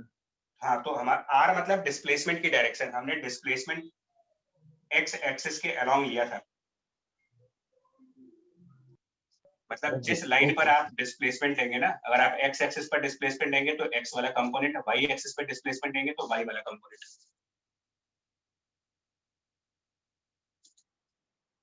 इसके जस्ट बाद में एक और क्वेश्चन है, और यही डाउट था। इसमें ये सर्कल्स बनाए गए हैं, सेमी सर्कल्स, इसी के बगल में फिगर है वो, जस्ट बगल में, और उनमें जो वैल्यूज हैं ये भी इक्विपोटेंशियल लाइंस हैं, 60 वोल्ट, 30 वोल्ट और 20 वोल्ट। कितना रेडियस गिवन है, कुछ बताओगे? ये जो सेमी सर्कल्स बनाए कितने कितने रेडियस के हैं? 10, 20, 30, 20। तो रेडियस 10 सेंटीमीटर है, इसका रेडियस 20 सेंटीमीटर है, और इसका रेडियस 30 सेंटीमीटर है। कंसेंट्रिक है, सबके सेंटर्स कॉमन है, और इन्होंने इलेक्ट्रिक फील्ड के बारे में पूछा है, कुछ इंफॉर्मेशन जो चाहिए वो इलेक्ट्रिक फील्ड की चाहिए। अच्छा, एक और बात आपको बता दूं, अगर आप ग्रेविटेशन चैप्टर अपने आप पढ़ रहे होगे तो यही चीज वहां भी काम करेगी, same concept.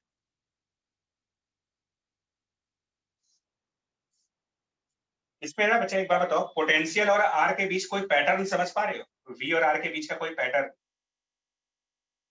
Are equal to 10, potential की वैल्यू 60, आर को डबल कर रहे हो, 10 से 20, R doubled, potential half. R को ट्रिपल किया, 10 से 30, पोटेंशियल 1/3 हो गया। क्या रिलेशन बन रहा है वी और आर के बीच में? Inverse square. स्क्वायर नहीं है, वी आर कांस्टेंट है, v डॉट r कांस्टेंट है, इनवर्स बन रहा है। मतलब सिर्फ ये बनना है that potential equal to some constant divided by R होगा, क्योंकि जैसे जैसे आर को आप डबल, आर को ट्रिपल कर रहे हो, पोटेंशियल की वैल्यू करस्पॉन्डिंगली हाफ और 1/3 हो रही है।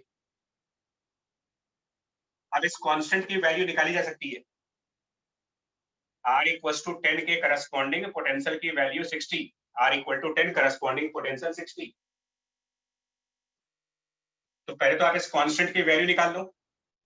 Eight R equal to 10 centimetre potential equal to 60। But units का ध्यान देना, ये मीटर्स में रखेंगे तो कांस्टेंट की वैल्यू मिल 6 जाएगी आपको। इसका मतलब पोटेंशियल का फॉर्मूला आ जाएगा 6 डिवाइडेड बाय R, V आ गया। इस जो लाइन दी गई है इन लाइंस के हिसाब से पोटेंशियल की इक्वेशन आ गई, V equal to 6 by R। अब इसको समझना है, मैथमेटिक्स में आप दो तरीके के कोऑर्डिनेट सिस्टम फॉलो करते हो। एक आप कार्टेशियन सिस्टम फॉलो करते हो और एक पोलर सिस्टम फॉलो करते हो। तो ये जो वी आर के फॉर्म में ये है, ये पोलर कोऑर्डिनेट्स के फॉर्म में है या फिर कार्टेशियन के फॉर्म में है? मैथ्स में कोऑर्डिनेट सिस्टम दो तरीके से पढ़ाए जाते हैं। पोलर, एक एक्स वाई जेड के फॉर्म में, हाँ जी, और एक पोलर कोऑर्डिनेट्स पढ़ते हो जिसमें आप किसी भी पॉइंट की लोकेशन को स्पेसिफाई करने के लिए आर और उसके एंगल थीटा का यूज कर रहे होते हैं। पोलर कोऑर्डिनेट्स इसको बोलते हैं जिसमें आर और थीटा यूज कर रहे होते हैं। तो ये कौन से कोऑर्डिनेट में मेंशन है? क्या ये एक्स वाई जेड के फॉर्म में है, मतलब कार्टेशियन फॉर्म में, या फिर ये आर और थीटा के फॉर्म में? सर आर और theta. Polar, polar polar form में। अब क्योंकि ये वेरिएबल भी है तो हम डेल्टा वाला कंसेप्ट तो लगाएंगे नहीं, डेल्टा वाला कोई कंसेप्ट नहीं लगाओगे। और इलेक्ट्रिक फील्ड इक्विपोटेंशियल लाइन के 90 डिग्री पे होना चाहिए। तो ये अगर सेमी सर्कल्स हैं तो ये बड़ा ऑब्वियस है कि इलेक्ट्रिक फील्ड रेडियल डायरेक्शंस में होंगी। ये ऑब्वियस है कि इलेक्ट्रिक फील्ड आर के अलोंग होगी, रेडियस के अलोंग जाएगी, क्योंकि इलेक्ट्रिक फील्ड और इक्विपोटेंशियल सरफेस आपस में 90 डिग्री एंगल बनाए। अब इलेक्ट्रिक फील्ड रेडियली आउटवर्ड जाएगा या रेडियली इनवर्ड जाएगा, ये डिपेंड करता है कि electric field from high potential to low potential होना चाहिए। आउटवर्ड आउटवर्ड, इसका मतलब इलेक्ट्रिक फील्ड रेडियल डायरेक्शंस में है यहाँ पर। ये क्लियर हो गया। बिकॉज इक्विपोटेंशियल लाइन अगर सर्किल है तो इलेक्ट्रिक फील्ड लाइन उसके 90 डिग्री पर बननी चाहिए, रेडियस बननी चाहिए। इलेक्ट्रिक फील्ड लाइन की इलेक्ट्रिक फील्ड रेडियली आउटवर्ड जा रहा है। अब इसको निकालने के लिए क्या कर सकते हैं, हम इसका डिफरेंशियल फॉर्म यूज कर लेंगे, माइनस dv by dr वाला। So now electric field will be minus times d by dr and potential की वैल्यू 6 by r, तो v equal to 6 by r। निकाल लीजिए कितना आंसर आएगा।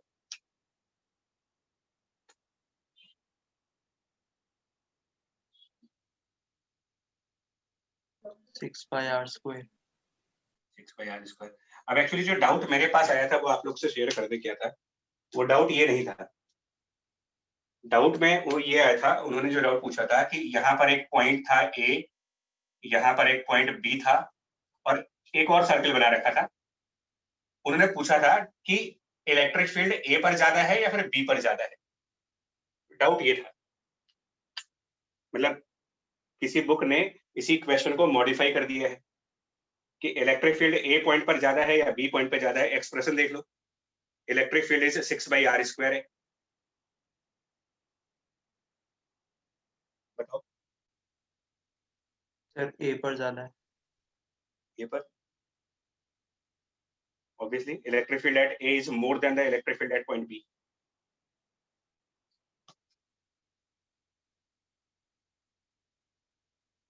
समझ पाए तो आगे बताएं बच्चा, फिर तो बताएं आगे। Yes sir yes sir. Yes sir. Yes sir. जी, इसके ऊपर प्रॉब्लम नंबर 60 क्विकली मूव करें उस पे भी। 60 वाली प्रॉब्लम, 60 नंबर प्रॉब्लम, 60।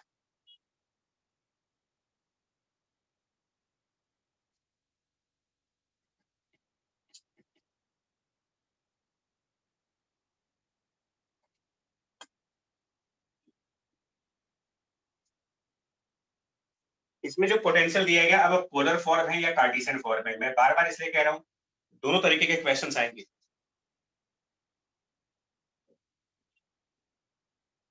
ये दे रखा आपको पोटेंशियल की वैल्यू।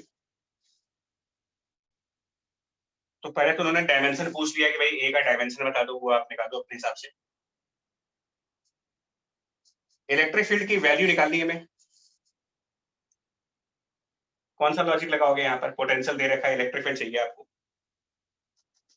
पार्शियल डेरिवेटिव निकाल del V by del X. ये वाले हम डेल यूज नहीं कर रहे हैं, एक्चुअली हम यूज तो डी करेंगे, बट आप ध्यान रखना वाई और जेड कांस्टेंट है। तो इससे इलेक्ट्रिक फील्ड निकालने के लिए पहले आप इलेक्ट्रिक फील्ड का एक्स कंपोनेंट निकालें और इसको डिफरेंशिएट करो। डिफरेंशिएट करते वक्त वाई और जेड को कांस्टेंट्स मानेंगे, यानी वाई कांस्टेंट है, जेड कांस्टेंट है। तो डिफरेंशिएशन में एक तो माइनस साइन बाहर है, minus, and then capital A x into Y को डिफरेंशिएट करेंगे कंसिडरिंग y एज कांस्टेंट। तो x का डिफरेंशिएशन 1 हो गया, y इंटू जेड कांस्टेंट है, z इंटू x के डिफरेंशिएशन में z कांस्टेंट है, और x को डिफरेंशिएट करेंगे विद रिस्पेक्ट टू x तो 1 हो गया। समझ पाए इसको? Yes sir. ई वाई बता दो, इसको y के रिस्पेक्ट में डिफरेंशिएट करेंगे। Minus A into X plus Z. ये a पूरे के साथ आएगा, मतलब a into Y A X plus Z. ax plus z x plus Z, और फाइनली e ऑफ z निकाल सकते हैं minus times a into Z के रिस्पेक्ट में डिफरेंशिएट करेंगे तो ये y प्लस x बन जाएगा। एक्स। इतना ही करना होता है, ये आसान होता है, मतलब ये काफी इजी पड़ता है। इसके ऊपर और 3-4 क्वेश्चन है, वो अपने आप ट्राई करना। मतलब ये टॉप, एक्चुअली ये सीरीज स्टार्ट हुई है यहाँ से, प्रॉब्लम नंबर 53 से, प्रॉब्लम नंबर 53 से, और प्रॉब्लम नंबर 53 से एंड प्रॉब्लम नंबर 64, पूरी ये सीरीज इसी के ऊपर है। 53 से 64 ये सब इसी पैटर्न पे लग जाएंगे आपके, बाकी अपने आप ट्राई करिएगा। बढ़े आगे। यस 53 से 64 अपने आप प्रैक्टिस कर लेना उसकी, बहुत ज्यादा नहीं कराएंगे उसमें से। अब आइए इसके ऊपर, इन्होंने 35, क्वेश्चन नंबर 35, ठीक है, या उसके पहले एक काम करो 36 कर देते हैं, प्रॉब्लम नंबर 36 पहले करते हैं, प्रॉब्लम नंबर 36 पहले करते हैं। इरडो में 36 प्रॉब्लम, ये क्या कह रहे हैं? इन्होंने ने पोटेंशियल को फाई से डिनोट किया है, हम उसको v लिख देते हैं। पोटेंशियल का फॉर्मूला दिया हुआ है इन्होंने a into X square minus Y square, potential का फॉर्मूला दे रखा है। तो इलेक्ट्रिक फील्ड निकालना है, पहले तो उन्होंने बोला है कि find out the electric field, ठीक है। फर्स्ट पार्ट में तो ये कह रहे हैं कि इलेक्ट्रिक फील्ड फाइंड आउट करो, और उसके बाद इलेक्ट्रिक फील्ड की लाइंस ड्रॉ भी करनी है, दोनों काम करने हैं, इलेक्ट्रिक फील्ड ऑब्टेन करना है और फिर इलेक्ट्रिक फील्ड की लाइंस को ड्रॉ करना है।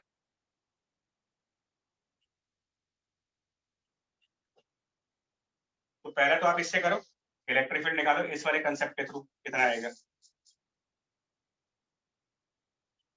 अब बताएं Ex की वैल्यू क्या आएगी, माइनस dv बाई dx करके, अगर इसको माइनस dv बाई dx करते हो,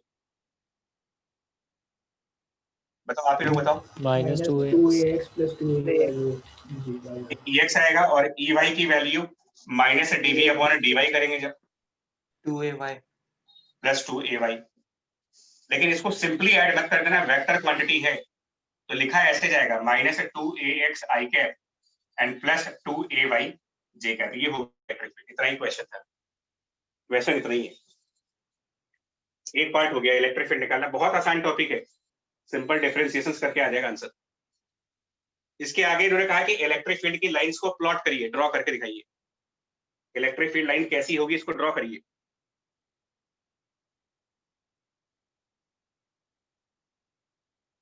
दो तरीके हैं, अगर आपकी मैथ्स अच्छी है आप बता पाओगे ये मैथमेटिकली ये कौन सी इक्वेशन बनेगी। अगर मैं v को कांस्टेंट कर दूं, suppose v is constant, v is constant, यानी कि a into X square minus Y square is a constant value, तो किस टाइप का कोनिक सेक्शंस बनेगा x और y के बीच में? अगर x हाइपरबोला। क्या इसको ड्रॉ कर सकते हो? X square minus Y square constant को आप मैथ्स के हिसाब से ड्रॉ करके दिखा सकते हो? Yes sir. करके देखो फिर कैसा बनेगा।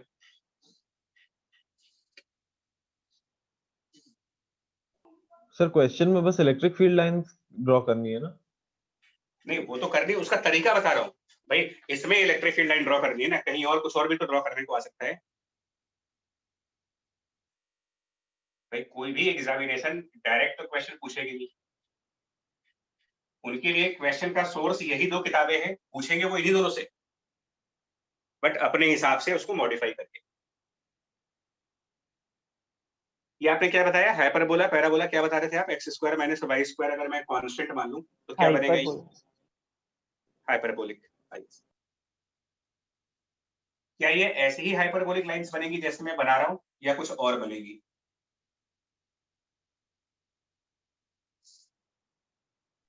Sir y equal to x के अबाउट सिमेट्रिक सर, मतलब रेक्टेंगुलर हाइपरबोला टाइप। तो यही होगा ना, मतलब ये लाइन जो बनेगी,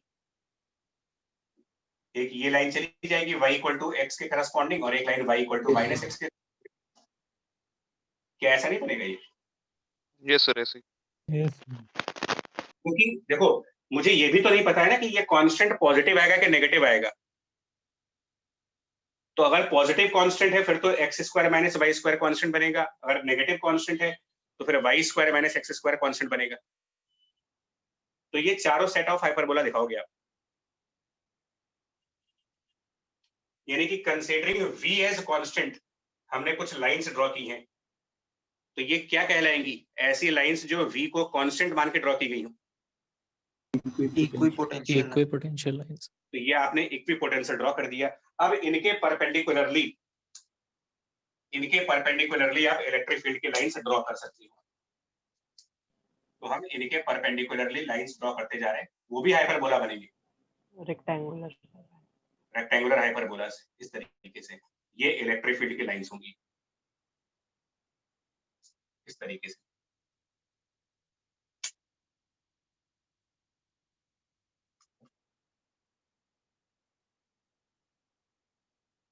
और डायरेक्शन किधर आएगा इसका? क्योंकि इलेक्ट्रिक फील्ड लाइन तो वेक्टर क्वांटिटी है, तो उस पर एरो दिखाना पड़ता है। इलेक्ट्रिक फील्ड लाइन के ऊपर एरो दिखाओगे। तो फर्स्ट क्वाड्रेंट में, in the first quadrant where x and y both are positive values, in first quadrant x and y both are positive, means electric field has negative x component and positive component. यहाँ पर electric field vector में negative x component और positive y component है। अब आप बताओ यहाँ पर एरो किस तरफ रखा जाए, क्या डायरेक्शन होनी चाहिए ताकि x कंपोनेंट माइनस में चला जाए और y कंपोनेंट पॉजिटिव आ जाए उसका? Sir upward direction, upward. इस तरीके से एरो बनेंगे। सेकंड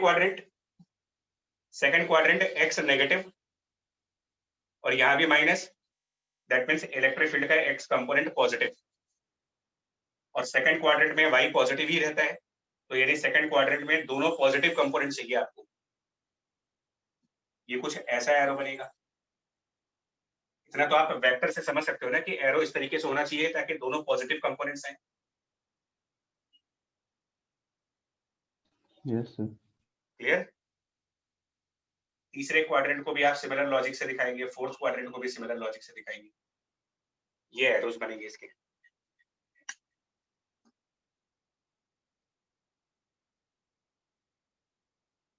और एक तरीका और है, इसमें क्या? एक तो ये हुआ कि पहले आप पोटेंशियल को कांस्टेंट्स मान करके इक्विपोटेंशियल लाइन बना लें और उनके परपेंडिकुलर इलेक्ट्रिक फील्ड के लाइंस बना लें। एक ये मेथड ये है। दूसरा मेथड क्या है? आप इलेक्ट्रिक फील्ड लाइन की डेफिनेशन यूज करें। हम ये कहते हैं, डेफिनेशन ये कहते हो कि at any point on the electric field line, EFL, which means electric field line, at any point on the electric field line, tangent is along the E vector. कहते हैं ये statement property of electric field line में कि एक ऐसी hypothetical imaginary line जिसके किसी भी पॉइंट पर अगर आप टेंजेंट ड्रॉ कर दे तो ये उस पॉइंट पर इलेक्ट्रिक फील्ड का डायरेक्शन मिल जाएगा हमें।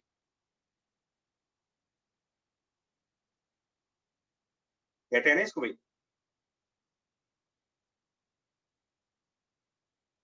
ये नहीं पढ़ा आप लोगों ने कभी? Yes sir. पढ़ा है सर। पढ़ा है। लगा दो, इसका यूज खत्म हो जाएगा। कैलकुलस में किसी टेंजेंट का स्लोप कैसे निकालते हो आप? किसी कर्व की टेंजेंट का स्लोप कैलकुलस में कोई कर्व है मतलब dy by dx, और वेक्टर का स्लोप कैसे निकालते हैं? स्लोप ऑफ वेक्टर, कोई एक वेक्टर है उसका स्लोप निकालना है आपको, तो slope of vector is obtained by the y component divided by x component, और ये दोनों सेम डायरेक्शंस में है। तो टेंजेंट की स्लोप और वेक्टर की स्लोप एक ही आनी चाहिए जब दोनों सेम डायरेक्शंस में है। तो यस सर। अब आप यहाँ पर EY और EX की वैल्यू पुट करो जरा, EY और EX की वैल्यू यहाँ लेकर के आओ, बन जाएगा आपके लिए it is minus minus x upon y। y upon x बनेगा। और इसके बाद क्या करते हैं देखो, dy divided by y is minus times dx divided by x, और हम दोनों तरफ अगर इंटीग्रेशन लगा दे, दोनों साइड इंटीग्रेट कर दे अगर, तो log y हो जाएगा, यहाँ माइनस log x बन जाएगा। ये सर वो एक्स वाई इक्वल टू सी वाला आ जाएगा। ये एक्चुअली अगर आप देखोगे इनडेफिनिट इंटीग्रेशन भी करें अगर, तो आप इसको आगे इवेल्युएट करना है, ये x इंटू वाई बराबर कांस्टेंट आ जाएगा,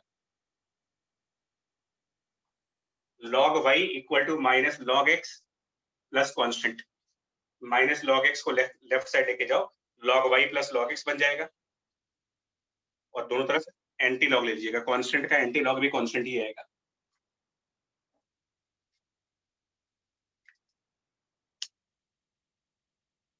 आई बात समझ में? ये यस सर। Yes sir. इसका मतलब ये इलेक्ट्रिक फील्ड की मैथमेटिकल इक्वेशन आ गई, और ये कैसी इक्वेशन है मैथ्स के हिसाब से? x y equal to constant क्या हुआ फिर? Rectangular hyperbola. और यही हम ड्रॉ कर रहे थे यहाँ पर। तो दो ऑप्शंस हैं, या तो आप पहले पोटेंशियल को कांस्टेंट मान करके इक्विपोटेंशियल लाइन ड्रॉ कर लें और उसके परपेंडिकुलर इलेक्ट्रिक फील्ड को प्लॉट करें, एक मेथड ये है, और एक मेथड ये है कि EX और EY निकाल लो और simply dy by dx equals to EY upon EX करके इलेक्ट्रिक फील्ड लाइन की इक्वेशन ही निकाल दो आप, equation of electric field line, उससे भी मालूम चल जाएगा इलेक्ट्रिक फील्ड कैसा बनेगा।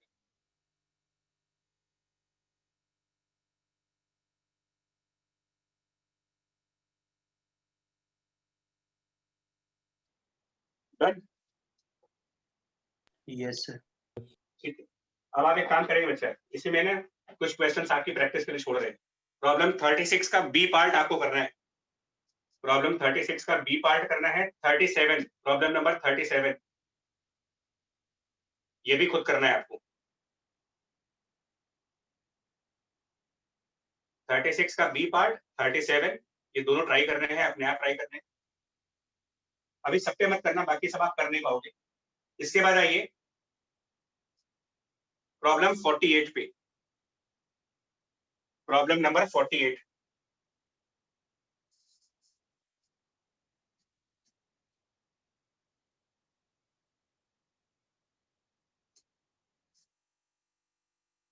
सारे क्वेश्चंस ना करना, जितने कह रहे हैं ना उतने करिएगा, बाकी बाकी सब गॉस लॉ पे हैं।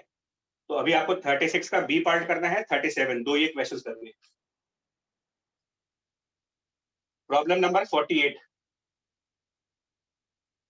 इसमें इन्होंने इलेक्ट्रिक फील्ड का एक्सप्रेशन दे रखा है, कुछ ऐसा दे रखा है, a into y i cap और plus a into x j cap, और potential at some point x, y required, ये पूछा है इन्होंने कि electric field a into y i cap plus a x j cap है, तो पोटेंशियल की वैल्यू x, y पर कितनी होगी? ये क्वेश्चन है।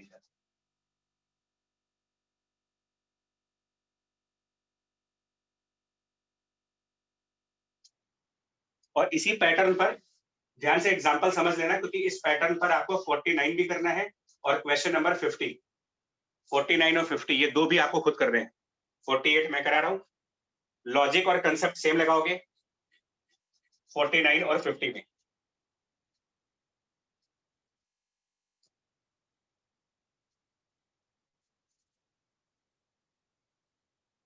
देखो क्या करेंगे। तो पोटेंशियल आएगा AXY। हाँ,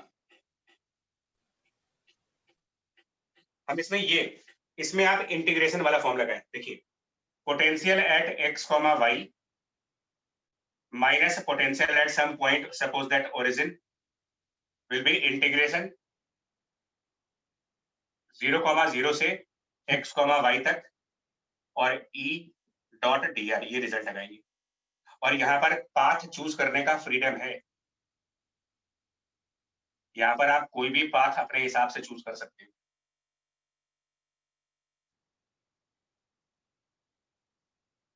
नीचे x, y आएगा ना लिमिट पे। हाँ माइनस साइड लगा दीजिए। सॉरी हाँ जी, चलिए फिर इसको भी काम करते हैं, 0,0 कर लेते हैं और ये x, y। ठीक, तो इसमें हम ये लिमिट्स चूज कर रहे हैं। हम अपना पाथ ऐसे चूज करेंगे, हमें 0,0 से किसी पॉइंट x, y तक जाना है,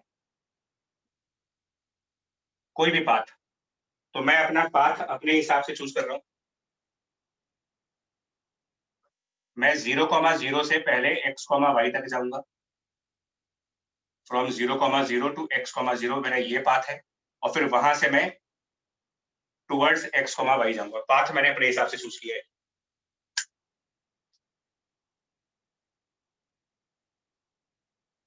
तो जब आप 0,0 से x, 0 जाएंगे तो क्या आएगा इनका dot product, E dot dr का। 0,0 से x, 0 जाने का मतलब dr कौन सी डायरेक्शन में हुआ, डिस्प्लेसमेंट x। तो जब आप x डायरेक्शन में डिस्प्लेसमेंट करोगे तो इलेक्ट्रिक फील्ड का x वाला कंपोनेंट आएगा। यानी यहाँ पर जो राइट हैंड साइड का इंटीग्रेशन है, राइट हैंड साइड इंटीग्रेशन, उस इंटीग्रेशन की वैल्यू इस सेगमेंट में, इन दिस सेगमेंट, इंटीग्रेशन की वैल्यू बनेगी इंटीग्रेशन ऑफ इलेक्ट्रिक फील्ड का x कंपोनेंट, यानी कि a इंटू वाई और into dx, because displacement is now on the x axis. ये RHS की वैल्यू बता रहा हूं। और जब हम x, 0 से x, y जाएंगे, x, 0 से x, y यानी पैरेलल टू y एक्सिस, तो जब मेरा dr parallel to y axis होगा तो डॉट प्रोडक्ट में इलेक्ट्रिक फील्ड का y कंपोनेंट मल्टीप्लाई होगा, यानी यहाँ पर ax मल्टीप्लाई होगा।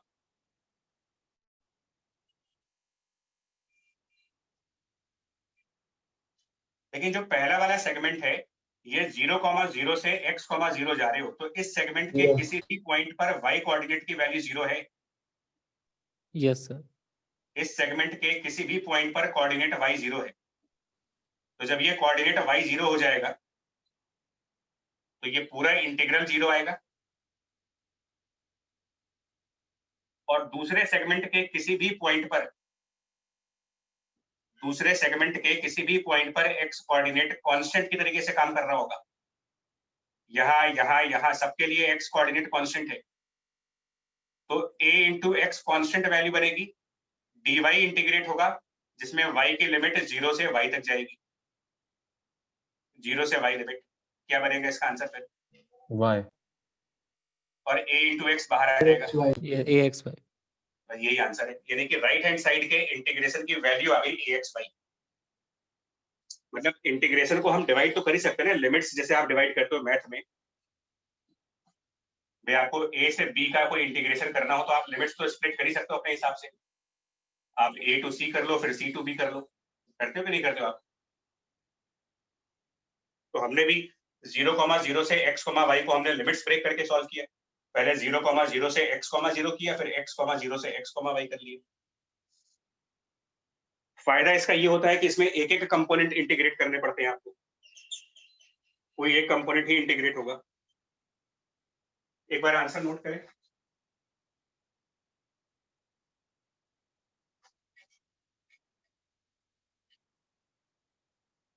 तो वैल्यू ये बनेगी यार इसमें, देखो वैल्यू इस हिसाब से बन गई, potential at 0,0 minus potential at x, y, और राइट हैंड साइड आपके लिए AXY हो गया।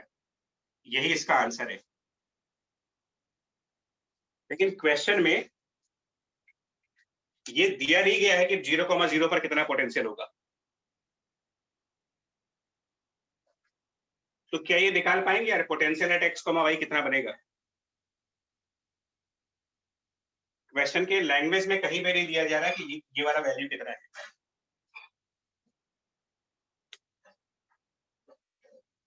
तो इसका आंसर आपका ये बन जाएगा potential at x, y equal to minus of ax/y plus some constant value, और ये कांस्टेंट वैल्यू एक्चुअली ओरिजिन के पोटेंशियल को इंडिकेट कर रही होगी। Potential at x, y equal to minus of ax/y plus some constant value which refer to the potential at origin.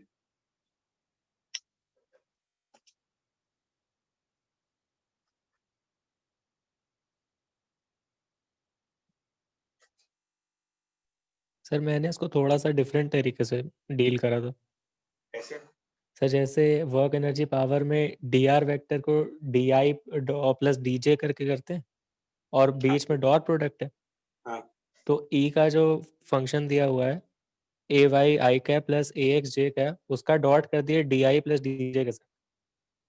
ठीक है, उसको आप सर मैंने भी ऐसे ही किया है। उसको आप लोगों ने एग्जैक्ट डिफरेंशियल बना लिया होगा। यस सर, x y में बन गया था, x y dx plus x dy।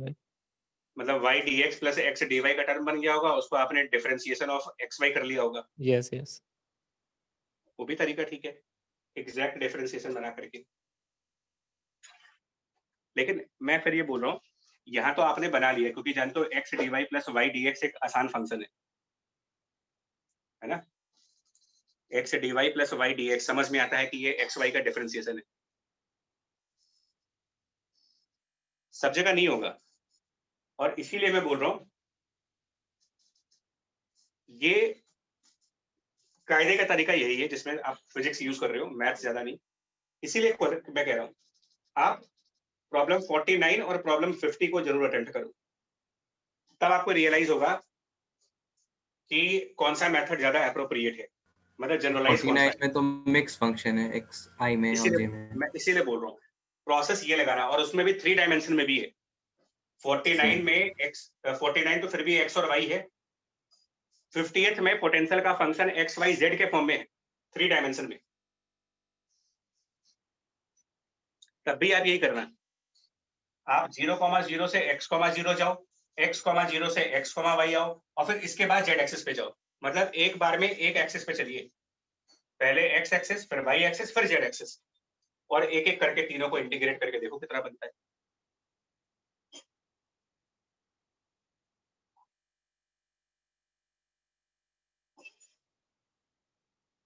है लॉजिक? करके Yes, देखो तब sir. आएगा, ऐसे नहीं। मतलब जब आप उसका प्रैक्टिस करोगे तब इसका समझ आएगा कि ये कितना सही मेथड है या कितना क्या है। लॉजिक सर ये है ना कि कंजर्व्ड है तो पाथ अपने इंडिपेंडेंट है, कोई भी ले लो। हाँ, वही मैं चूज कर रहा हूँ, कोई भी पाथ चूज कर रहा हूँ। तो सबसे सिंपलेस्ट पाथ होता है पैरेलल टू कोऑर्डिनेट एक्सिस, सबसे सिंपल पाथ।